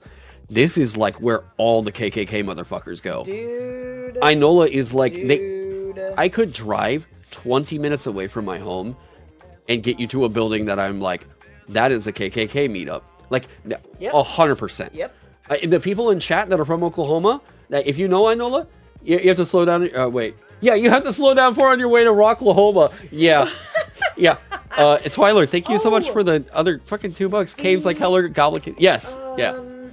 The Amish kitchen. Yeah. Okay. The Amish kitchen is over here by Pryor. Dope. Yeah. Yeah. Pryor. Yes. And right there. Right. Mid-American. No, wait. Not mine. Chili's. Tractors. Someone's house. What? Arby's. Amazing. Well, how is it picking these pictures for I'm people? not sure. A Walmart. Honest. Maybe it's just the most recent. See, there's tag Rocklahoma. there. Okay. There's Rocklahoma, right? Yeah, no, I say that because, yeah, there you start looking at our city names and there's some Twitch and friendly ones. Yeah, for the people who are like, oh, you know, the racists online and stuff. Yeah, sure, but like, dude, we grew up around real motherfucking racists I'm over here. telling you, Okay. some people don't. Oh, know yeah. I mean, like, what it yes, can be until there they is some rough shit online, but like actually seeing it is a whole other fucking It ball game. is. It's weird. Um, yeah, it's weird to watch grown adults act that way in person. Oh yeah, we You're still like- have sundown towns in Oklahoma. Dude, seriously. Like for real. Like Inola used to be one, if I'm remembering that right. That would not surprise me in the least bit. Verdigris. This is where I went to high school. Are they gonna show anything here? I went to high school here because it was New great for music. development, It's a fucking some yep. berries. It is. These are stoplights What that were you the ones pass. for Owasso? I missed those. Owasso, so grass. Okay. A river. Bad picture of a park. Park. Yeah. Okay. the Google Street View truck. The Google Street View truck. That's amazing. Oh my god. If you know Kenwood, are you talking about specifically for Oklahoma? I'm not recalling anything about that. I like how all this started because of a Florida furry with an RPG. Yeah, you know what? This is just wait. Wow, what? Well, how is it? Okay, do these pictures just suck for like every city? Maybe so. Okay. Oh, there's at least the water There's tower. a water tower. Yeah. Is this gonna do here? Yeah, I was like, what's? All right. So there's downtown Tulsa. Yeah. Pretty. Ooh, Yeah. ooh, Oh, so right, nice. right. Downtown Tulsa. Do you guys see the stark differences once you leave the Tulsa area? Yeah, yeah. Look at this. See, I think that's where is that? Is that by the river? It's either by the river or it's Gathering the lake that's place? not far. No, that's. Oh, I'm that's not sure what lake 45 that would be. minutes away. Never mind. See, oh, downtown. That's a Yes, PAC. yes, Hey, that's yes. where I work a lot. Yep. Yeah. Oh, dude. Yeah, it's teaching you all sorts of things about Shadowdark. Yeah. Oh wait, does Amanda know about the furry? She was hearing it. Another picture downtown Tulsa. Yeah. The Steeples. Cathedral Tulsa downtown. Cathedral More district. cathedral pictures. Trains, A train. Okay. Yeah, Right. But Okay. then yeah, you see like Collinsville or Skytook. Oh boy. Is this? Yeah, we can't do. No, we're not going to do this for every single city in Oklahoma. But you know, and these are just houses. Also, we're having fun. Calm down. Did someone take a picture of a snake? Yes. Someone just like Collinsville snake. Okay. Yeah. No. A way you could think of it is like Oklahoma is kind of like a mini Australia in the middle of Oh, yep. It's kind of a mini Australia. Okay. Yes. So literally everything that I've seen whenever people have talked about Australia everything kind of tries to applies to kill Oklahoma. you. They have rednecks in Yeah. Australia. Dude, I know. Like. Yeah, they have the whole fucking like, let me bum a shiggy. Like, I know. dude, they have the I whole fucking know. culture. We have like micro versions, like mini versions of all the dangerous shit in Australia. We have right the fuck here. We do though. All the spiders that'll just fucking kill Yes, you. and the snakes. Fucking all the snakes that'll just fucking kill you. Yes. So I went to Mosquitoes. yeah. I went to college here and in Tulsa, but Oh yeah, float the river. Tahlequah. Someone in chat mentioned that this was the meth capital of like Oklahoma. Dude, Kind of slightly right. Sperry is real Sperry, bad. I think Sperry is worse. I think Claremore is Sperry also so bad. way bad. Yes. We have a yes, statue yes, of- because so there's a story. One of the Charlie's Chicken that the Yes. guy Oh my god. Oh my god. Okay. Story time. So whenever I was going to Verdigris, I was maybe a junior when this happened in high school. Yeah, deadly spiders. Oh yeah, no. Yes. Brown recluses Brown are recluse, like, everywhere nobody's here. business. Woo. So Almost killed Travis Meyer once. yeah. Oh yeah, and that's another little piece of Oklahoma lore. If you're in the Northeast, Travis Meyer is like your god. He is. He's the best meteorologist to ever meteorologist. So, oh yeah, and we also get more tornadoes here than any other place on Earth. So yes, we're like and then did you see we're like cool mini lightning Australia. photo above the Route 60? Oh, hang on. So I was getting Okay, into a yeah, story. yeah, Okay, yeah. So this happened here in this place called Claremore. Okay, Claremore. I think more than any other city is like kind of ranked as having more meth arrests than anywhere else, right? Christ. This will inspire a Shadowdark class called a redneck, yes. So I went to this school, Verdigris, and we heard about the cops swarming a Charlie's Chicken. Yeah, right? Charlie's Chicken here in Claremore. Because a cop, So funny. yeah, a cop went up to the Charlie's Chicken and ordered a custom order that apparently Off the secret menu. off the quote unquote secret menu or something like that. Whatever the way he augmented the order was a there we go, all hail Trav, right? It made his eyes remain clear and his forecast accurate. So Bless you. the guy who made the cop who put the order in, apparently his order was like a secret code to getting a fucking 8-ball of Coke out of the goddamn drive-through. And so he pulls up in the squad car as this guy has apparently got the baggie in his hands. Oh, man, and just like apparently locks eyes with the dude, and it was just like, well now. So yeah, they shut down a coke operation out of the Charlie's Chicken in Claremore because a cop accidentally ordered a custom order that turned out to be the code word for buying cocaine. Yep, can confirm. I had always heard this story. I wasn't there. It was a rumor whenever I was in high school. Emma told it to me when they went through. Emma went told through you? Police school, yeah. Oh my Christ! That's how I found out. I'm like, I'm still like, it seemed like an urban legend, but now she's the one that told me. That's the third time I've had this confirmed. Yeah, apparently they tell that story at NSU when you go to like do cop school stuff. Jesus Christ! So a chicken spot with drugs. Yeah, like some Breaking Bad. Yeah, this happened in like 2007. Yeah. 2006, 2007. Like, oh my Christ! Can you imagine being that guy that like has the baggie of coke in your hand as that cop pulls up, and you're just like, from Charlie's Chicken. what do you? Oklahoma. Yeah, yeah. So they're like, you know, in Florida you hear the goofy crimes. In Oklahoma, they get a bit more fucked up. Ooh, yeah. Like, oh God, Alexander Sweet. Oh, Christ. Howdy. He's flopping around like. Oh, a I fish. thought it was like Brent coming in or something like that. Hey, no, not yet. He probably won't be for like until maybe 6. Gotcha. Yeah. Oh, which speaking of real quick, great deal on Domino's Pizza, so he's gonna bring those. Okay. Here. Okay. We're cool with that. We're cool with that. Yeah. It's. Oh, hi, bud. Yeah, we'll get into Shadowdark stuff. It was just, Jesus Christ, that was just such a funny.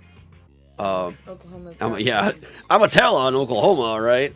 Oklahoma's something else. This is why we want to leave. Like, it's not the worst place in the world, really. It's just we're tired of it. Better places in the world. We really like Oklahoma, we really like Colorado. That's where we want to go. The water from Colorado alone tasted better than any tap I've had here. So just quality of life. I would rather. Oh yeah, the tasting the pristine tap water from Denver, and then here there's a fucking boil order because a motherfucker. Literally. Yeah, like today. I just read that today. Because they fucked up something at the treatment plant, and it's like. Yeah, so that whole area has to boil their water before they can drink it. Neat. Love it. Oh my God. Get us out. I know. That's how you feel about North and South Carolina. Yeah, it's a trek, you know. Please subscribe. Tell all your friends. Get us out of here. Isn't the education system in Oklahoma in trouble because of some right-wing dude? Motherfucker, do not get me started on Ryan motherfucking Walters. That piece of shit. No, I'm glad that you disillusioned me from it. I'm glad that you did. Yeah, no, Ryan Walters is basically the reason why I'm not teaching right now.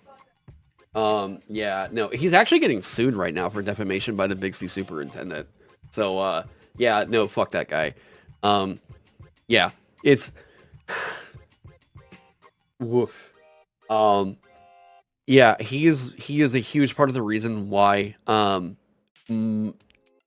he's a huge part of the reason why my life was made more difficult from 2021 to 2024. Yeah, someone use that can over. Yeah. Yeah, oh yeah, he's 100% getting sued. I guess because I've covered this on the channel in the past, just because, like, I don't know, it's been a fun side saga. Okay, yeah, this guy's such a piece of shit. I'm not gonna get super into this yet, but I'll do the brief overview real quick. All right, this dumb motherfucker right here. I'm a professor. So I was a high school teacher. And I was trying to get back into high school teaching, but I filled in a elementary school, and it became really clear that I was not really right for that position. And all this other shit was getting more and more fallout with Ryan Walters. I was even getting harassed about it through social media by a bunch of like nut jobs because I said I'm a teacher working out of Oklahoma, and I criticized him, and it got me, I say harassment. I mean, it got me annoyed is what I will say. There was a lot of annoying messages and comments I got from a bunch of this dude's fans. You were waiting on a bus stop with your mother and saw someone had to pull up an ad for a couple waiting to do with a polyamorous relationship where they put a phone number on it. So basically, here's the big deal with this guy. He does not like the Constitution. Okay, he's trying to push for Bibles to be in schools and all this other shit, right? Not to like get into all that here on the stream and all that and everything, right? But this guy is making life harder for basically everybody that just wanted to be a teacher. Okay, that is not the job of your superintendent, by the way. But we all know he's running for governor. He wants to run for governor really bad. The problem is he keeps making an ass out of himself in front of everybody. This guy straight up sent what he considers to be pornography. He sent pornography out to a bunch of Oklahoma politicians. Like, this guy is such a piece of shit. Was he the reason why PragerU started getting shown in schools in Oklahoma? So, here's the thing about that. I'll set the record straight because all the news sites tried reporting on the most attention-grabbing thing on this, right? So, he tried to push for it being taught as curriculum in Oklahoma schools. He can't do that, okay? Because here, as a teacher who works, or who did work, who went through years of training to do what I did, right? The state does not set curriculum. The district does. So he could say everything he wanted to the news sites because he was trying to virtue signal over to his hyper-conservative niche. Okay? He could not do that. What he could do is say, you can teach this in schools, and that's it. Now, he is really trying to pressure to remove certification if you don't have the Bible in your classroom and teach lectures out of it. This dude is a massive piece of shit. I mean, such a horrific human being. He tried to spread around a rumor that furries were asking for litter boxes to be put in schools, in school bathrooms, and that never happened. This shit didn't happen. You know, he was trying to spread around this same misinformation. He appointed libs of TikTok to our school board. Yes, that was him. That's this guy. He's responsible for so much bullshit getting spread throughout. Oh my god. This guy is so fucking terrible. The funny thing is, he is now currently being sued by the superintendent of Bixby Public Schools. That rumor made it to Joe Rogan. Wait, Ryan Walters calls for his own impeachment? What? Wait, what? Okay, this is new to me. Let's start the impeachment proceedings. Okay, we don't need that. Oh. Oh.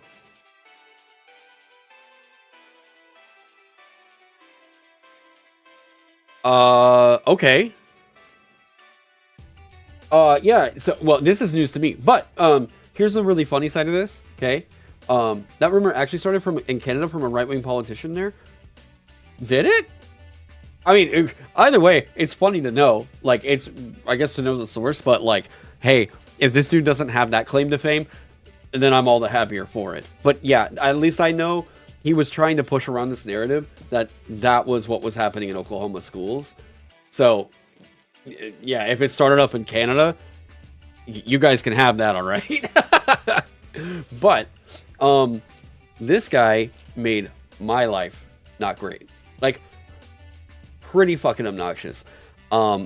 Where it just became everything was anti-woke all the fucking time being pushed to us from the state level, right? Everything was just like, well, you cannot ask students their pronouns, and I'm like, holy fucking shit. I'm so goddamn tired of this.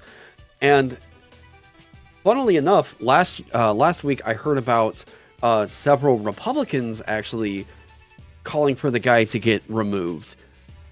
And I knew I had followed it up to see, like, okay, so there are actually Republicans that are calling for this guy to get pulled from office. And it sounds like he just called for himself to be impeached, or the impeachment proceedings to start.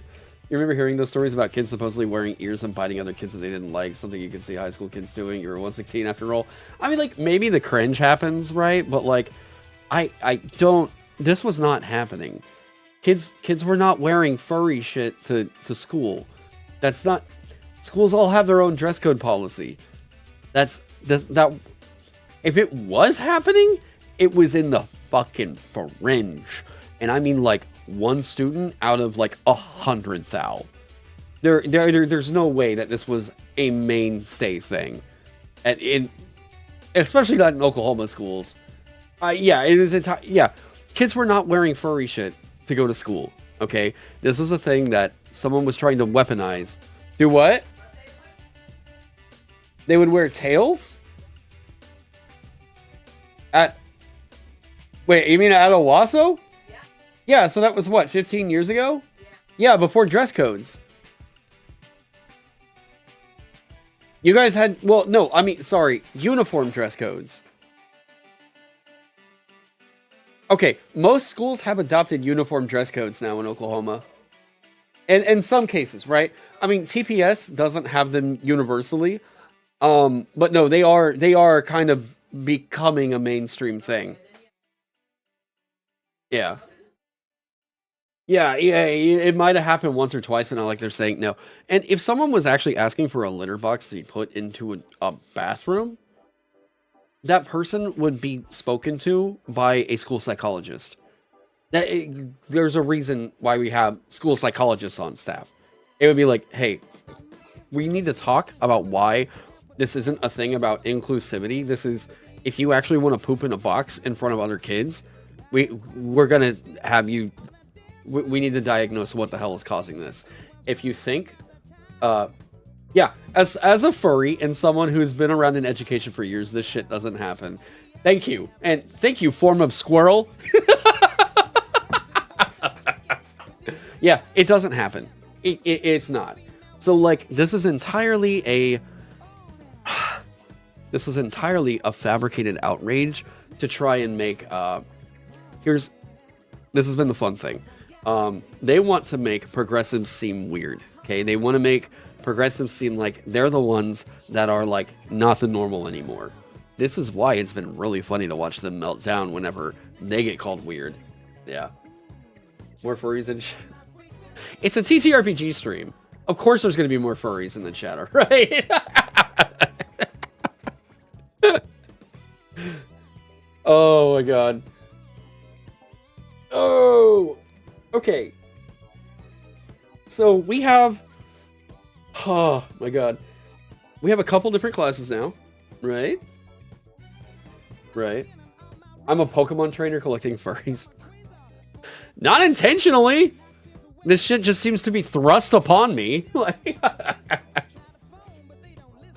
oh God. Okay, chat. What other class ideas would we need to have? What's not? No, this is, thank you. What other class concepts would we need to have? And no, not furries. You got a bunny and a horse. I am the horse. Well,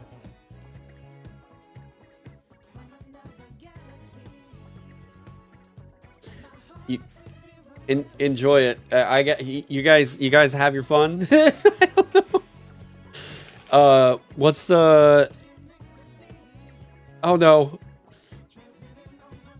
Wait. Man, the shit's falling apart. Chat's disintegrating into degeneracy.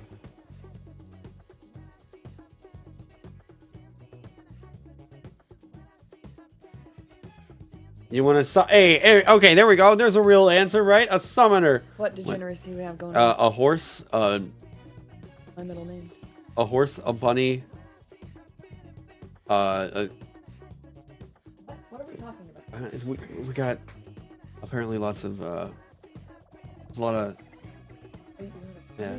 I don't know how to handle this. I don't know. I'm not equipped for this. Oh boy. My classroom management skills don't work for furries. They don't. No. We don't speak this language. We need a translator.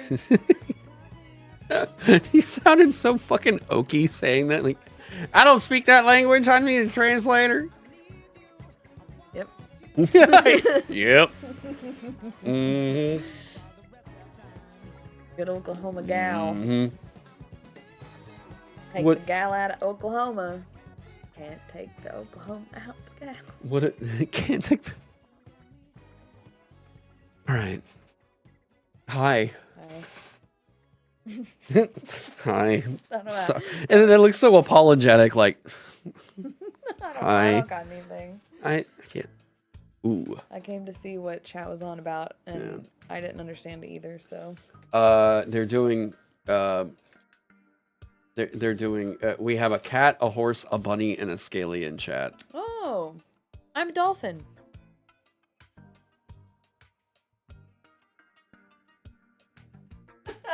What? There were so many thoughts. I don't know. You just reminded me that someone said JD Vance was looking up dolphin porn the other. Oh God. Yeah, but you know.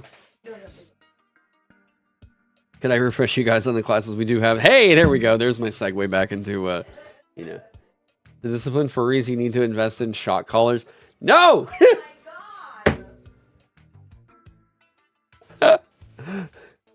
Might not have the effect you want though. Yeah, just get an electric fence. You know, there isn't a summoner from what I recall.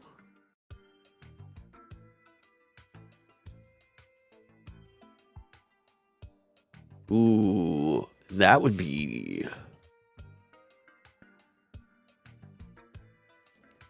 That would be kind of sick. And there's actually a really good precedent for this. Ooh. Why not just try rolled up magazines? You just walked into the stream, what's going on? Well, you know, I mean, that happens. It's like, hey, got this community of like TTRPG peeps. And then suddenly, apparently, I didn't know that was code word for, yeah, oh no, everyone's a furry.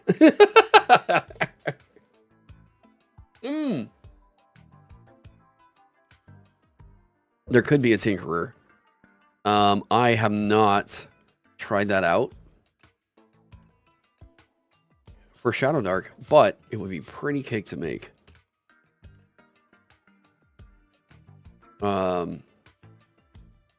Spy Lord, thank you so much for the $2. Your Sona is a fox with 6 prehensile tails as legs.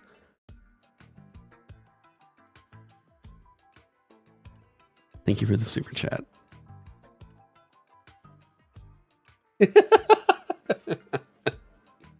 Sheds the wall into something. Yeah. How about a Dragonborn Paladin? They got those in D&D though. They got them in D&D. Got the Conjurer. All right, so I like the idea. Gadgeteer. What do we think? Gadgeteer, Tinkerer. I think Tinkerer.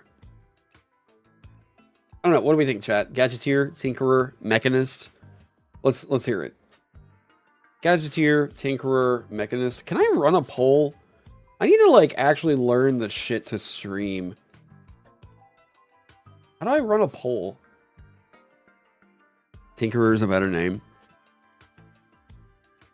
Maybe that's the thing. I need to get like Crow in here and tell me like how to actually not be so goddamn boomer brain about streaming.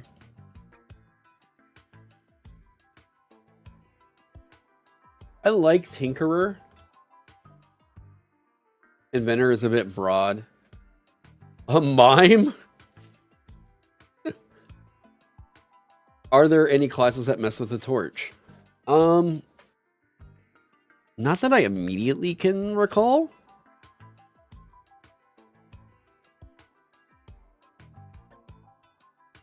Tinker talents. Yeah, of course they should have a crossbow. I like the idea of getting them some complex stuff in here somewhere. Gadgeteers. I don't know. We'll write in flavor text in there.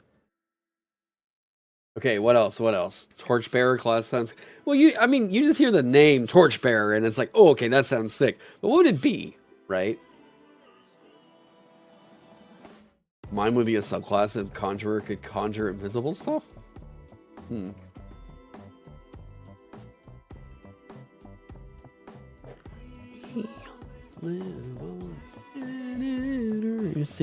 This is how it works. I mean, animal handler / tamer.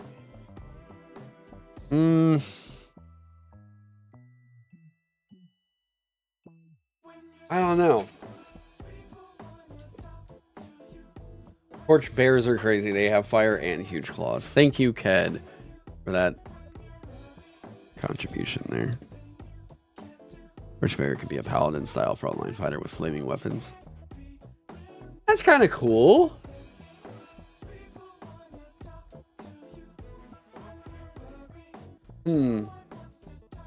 What if the torchbearer was...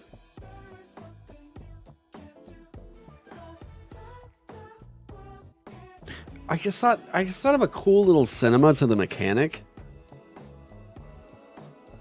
What if it was like you deplete it to, like, the flame is carried in your blade, which then acts as a torch for the duration?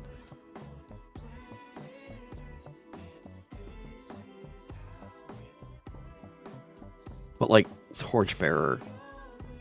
What's the like? I like the torch idea, but like,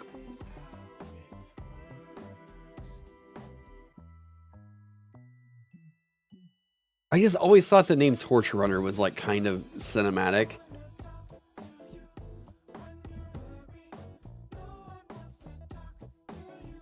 Isn't Torchbearer the name of a game? It might be.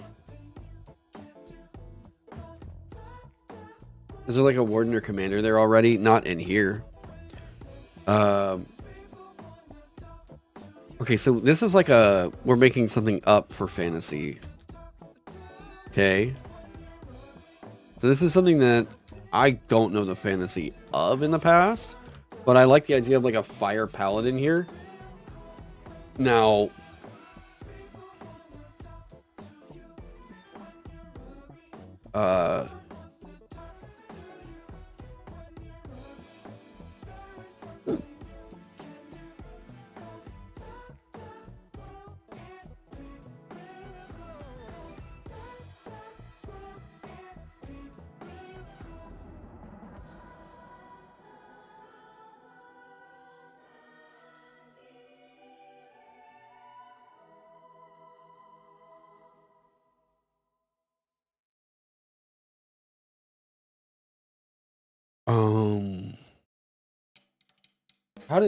how would this need to be written?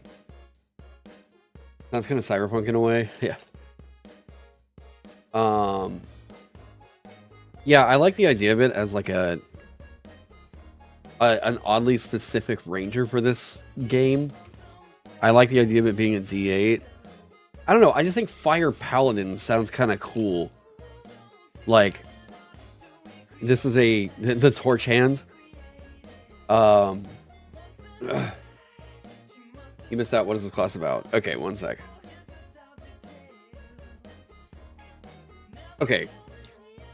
Torches are very, very important in Shadowdark. And I like the idea that there's a class that is maybe the, like, ignited torch flame kind of a class. With like a with like a lit blade or something like that, right? What's the inspiration for this class? Probably like Davros from Game of Thrones.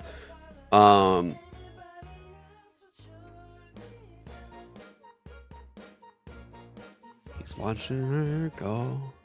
God, I feel like this is like a classic fantasy for this, right? Yeah. Stannis Baratheon thinks. Yeah. God, you know, Olivia, Fucking, I watched through, like, seasons 1 to 5 of Game of Thrones, like, late last year, and I was like, God damn it, this was good. Like, I don't know what it was, man. I was like, it's so easy after, like, the 8th season, thinking, like, God damn it, I wasted so much time. But if you just watch, like, seasons 1 to 5, it's just like, fuck around. Yeah, I can remember why I got into this. You know, like, seasons 1 to 5 are some of the best TV that was ever made. You're terrible, you've never seen Game of Thrones? If you start, seriously, like, it is good all the way up until, like, season 6-ish. And then, yeah. Torch Knight can be another fun name. Here's my deal. I hate adding the word knight into a class name. Because it's so just like, oh, it fights with swords. And it's,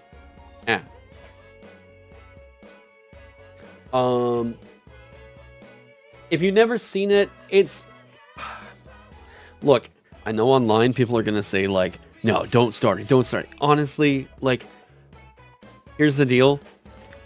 If you just end it at the end of season 5, kind of go into season 6 maybe a little bit, but, like, the whole fucking thing just falls off worse than any show I've ever seen before. I think historically people are going to look back on it as the biggest fucking flop of any TV show. Yeah, for the night as dark as full as there. Yeah. Yeah, one word's class names are so much more succinct. Yep, I think that's all it needs to be. Just boom, give me the punch. Right? You never watched the series at first, but marathon the entire series right before season 8 started, and your disappointment was unquantifiable. Yep.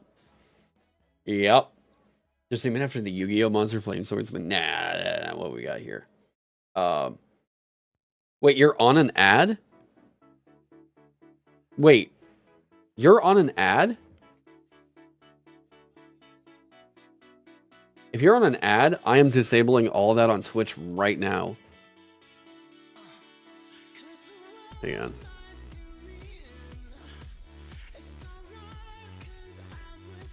Dude, we got 19 of y'all. Yeah, no, I'm not trying to run ads over on Twitch anymore.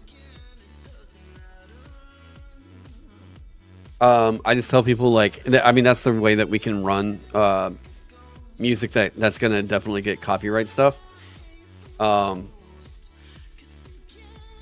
Okay. How do I get rid of this? Auto snooze ads. Your total ad time hour pacing. To activate the schedule to start running ads on your channel? No, fuck out of here. Updating your schedule to run less than 3 minutes of ads per hour will opt you into ad revenue, ad free. No, what?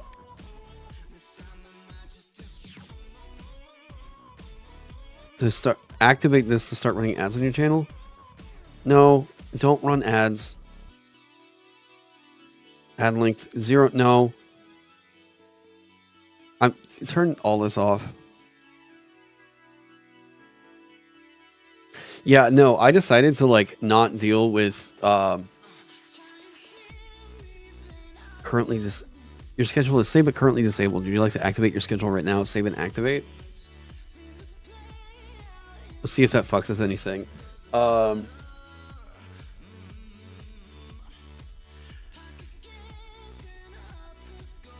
What's my take on post in-game MCU? I never got into Marvel. Sorry. Nope, close that. Affiliates, no, are in the new 55% ad revenue split. Yeah, I'm not making anything. Disable pre-roll ads. No, get rid of all that. Yeah, I want to be able to, like, run whatever music we want to. Yeah, I'm kind of doing that with VODs anyways. Whenever I'm producing a video, I still want to be able to make cash off those. Because, I mean, that's still... It's a small portion, but it is a portion of my monthly revenue that I can't ignore. I mean, that's paying electric bills for the very least. There's a Marvel RPG that came out this year. Okay, I have tried to turn off ads on the channel.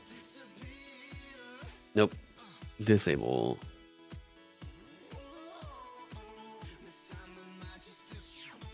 Okay.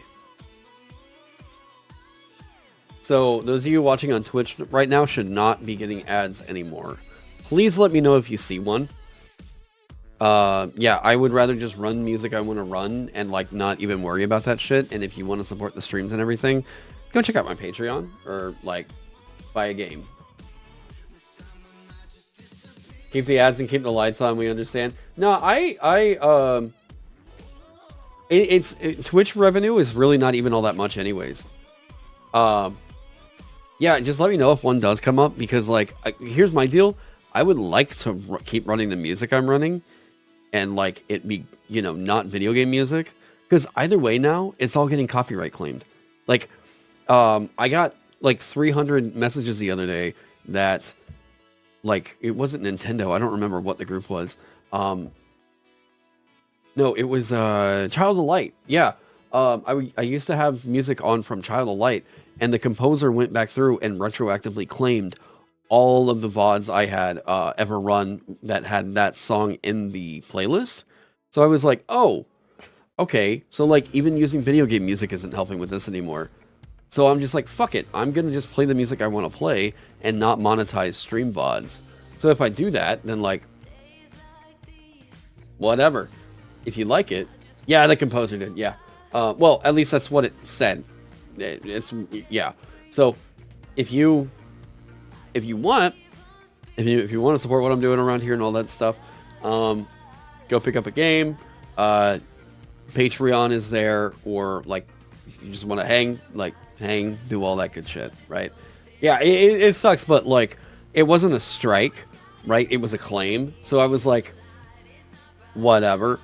So if I can't, like, if I'm gonna get in trouble, in the same amount of trouble for running, like, video game music as I am, like, Foxes over here, or whatever, Led Zeppelin if I wanted to run it, then I'm gonna run Led Zeppelin, not, like, you know, video game music. Like, that was my thought process, you know? So, yeah, I'd love to be able to just, like, play the music I wanted to listen to while I was working on shit anyways, and, you know. But yeah, no, if you're over on Twitch, please let me know if you do see an ad, and I'll try to, you know, I'll see what I can do. Games in print that you recommend are Icons, Assemble, Bash, and Brawlers, Superheroes Revised. Yeah, I don't know anything about the Marvel game. I do know that there was some talk about Marvel Phase Rip or whatever, like, coming back. Like, they were going to do some kind of a remaster of the old Phase Rip system. So I was like, okay, well, I guess we'll see what happens. Icons, Bash, and Supers have good community, right? Wait, so wait, that's Icons, not Icon. So Icon the RPG is not a superhero RPG, but Icons is? Is that right?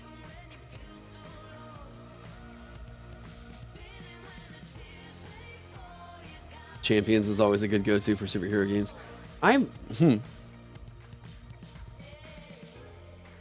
I keep wondering, is there a superhero TTRPG, like, generally agreed upon as, like, the best? Is there, like, a D&D of, like, superhero RPGs, I guess? Where if all the community is like, yeah, everyone's playing that, and we can't get anybody to play anything else.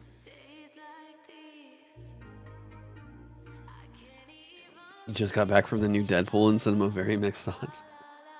2024 D&D. You got me there, Fables. Icon is fantasy, yeah. From Lancet. Yep. Okay. Okay. Alright, we need to look up the torch-bearing rules, and actually, I think we've got our buddy Brent coming over here in a bit. Mutants and Masterminds is the one you've heard about the most. Gotcha. Ad? You got an ad, Soontide? Really? No shit. I just turned it all off on my side. Here, I'm gonna try something real quick. Double ad? They're shorter though. Okay. I'm gonna figure that out after this stream. I'll get it all taken care of because I think I'm probably gonna need to clock out of here. But thank you for letting me know and appreciate you guys following, doing all that good shit. Now, yeah, if you here, let's go over here. I just wanted to. You need a research stream for the update. That's kind of what I was thinking.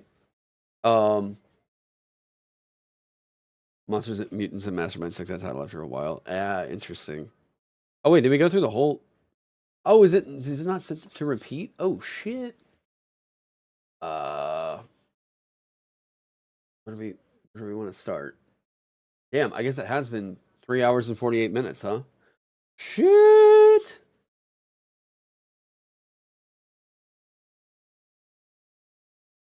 Maybe folks should head over to YouTube. Well, we're about to sign off here, and I want to send them over to somewhere over on Twitch to go raid.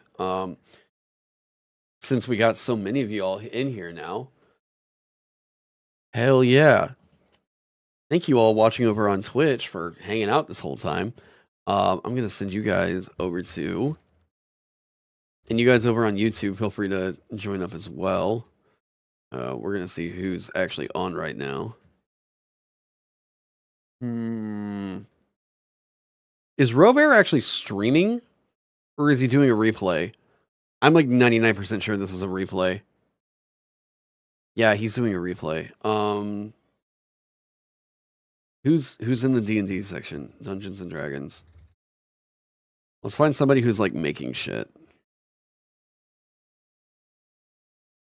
Gary Con live. We're not gonna go raid a con. Robert, okay. Good man at games. Goodman. Oh, Goodman Games is on. Well, yeah, that's a company though. No, I know Goodman.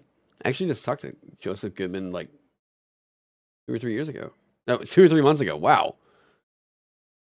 Yeah, you guys have a great night too. I think I'm gonna send you all over to. It seems like there's someone that's doing a just chatting over in the YouTube section though, called Alex Bomb. Cool. We'll send you all over. All right. Let me see if I got this right. Right? Is it exclamation point raid? Oh fuck. Uh-oh. Backslash raid. Hey, there we go.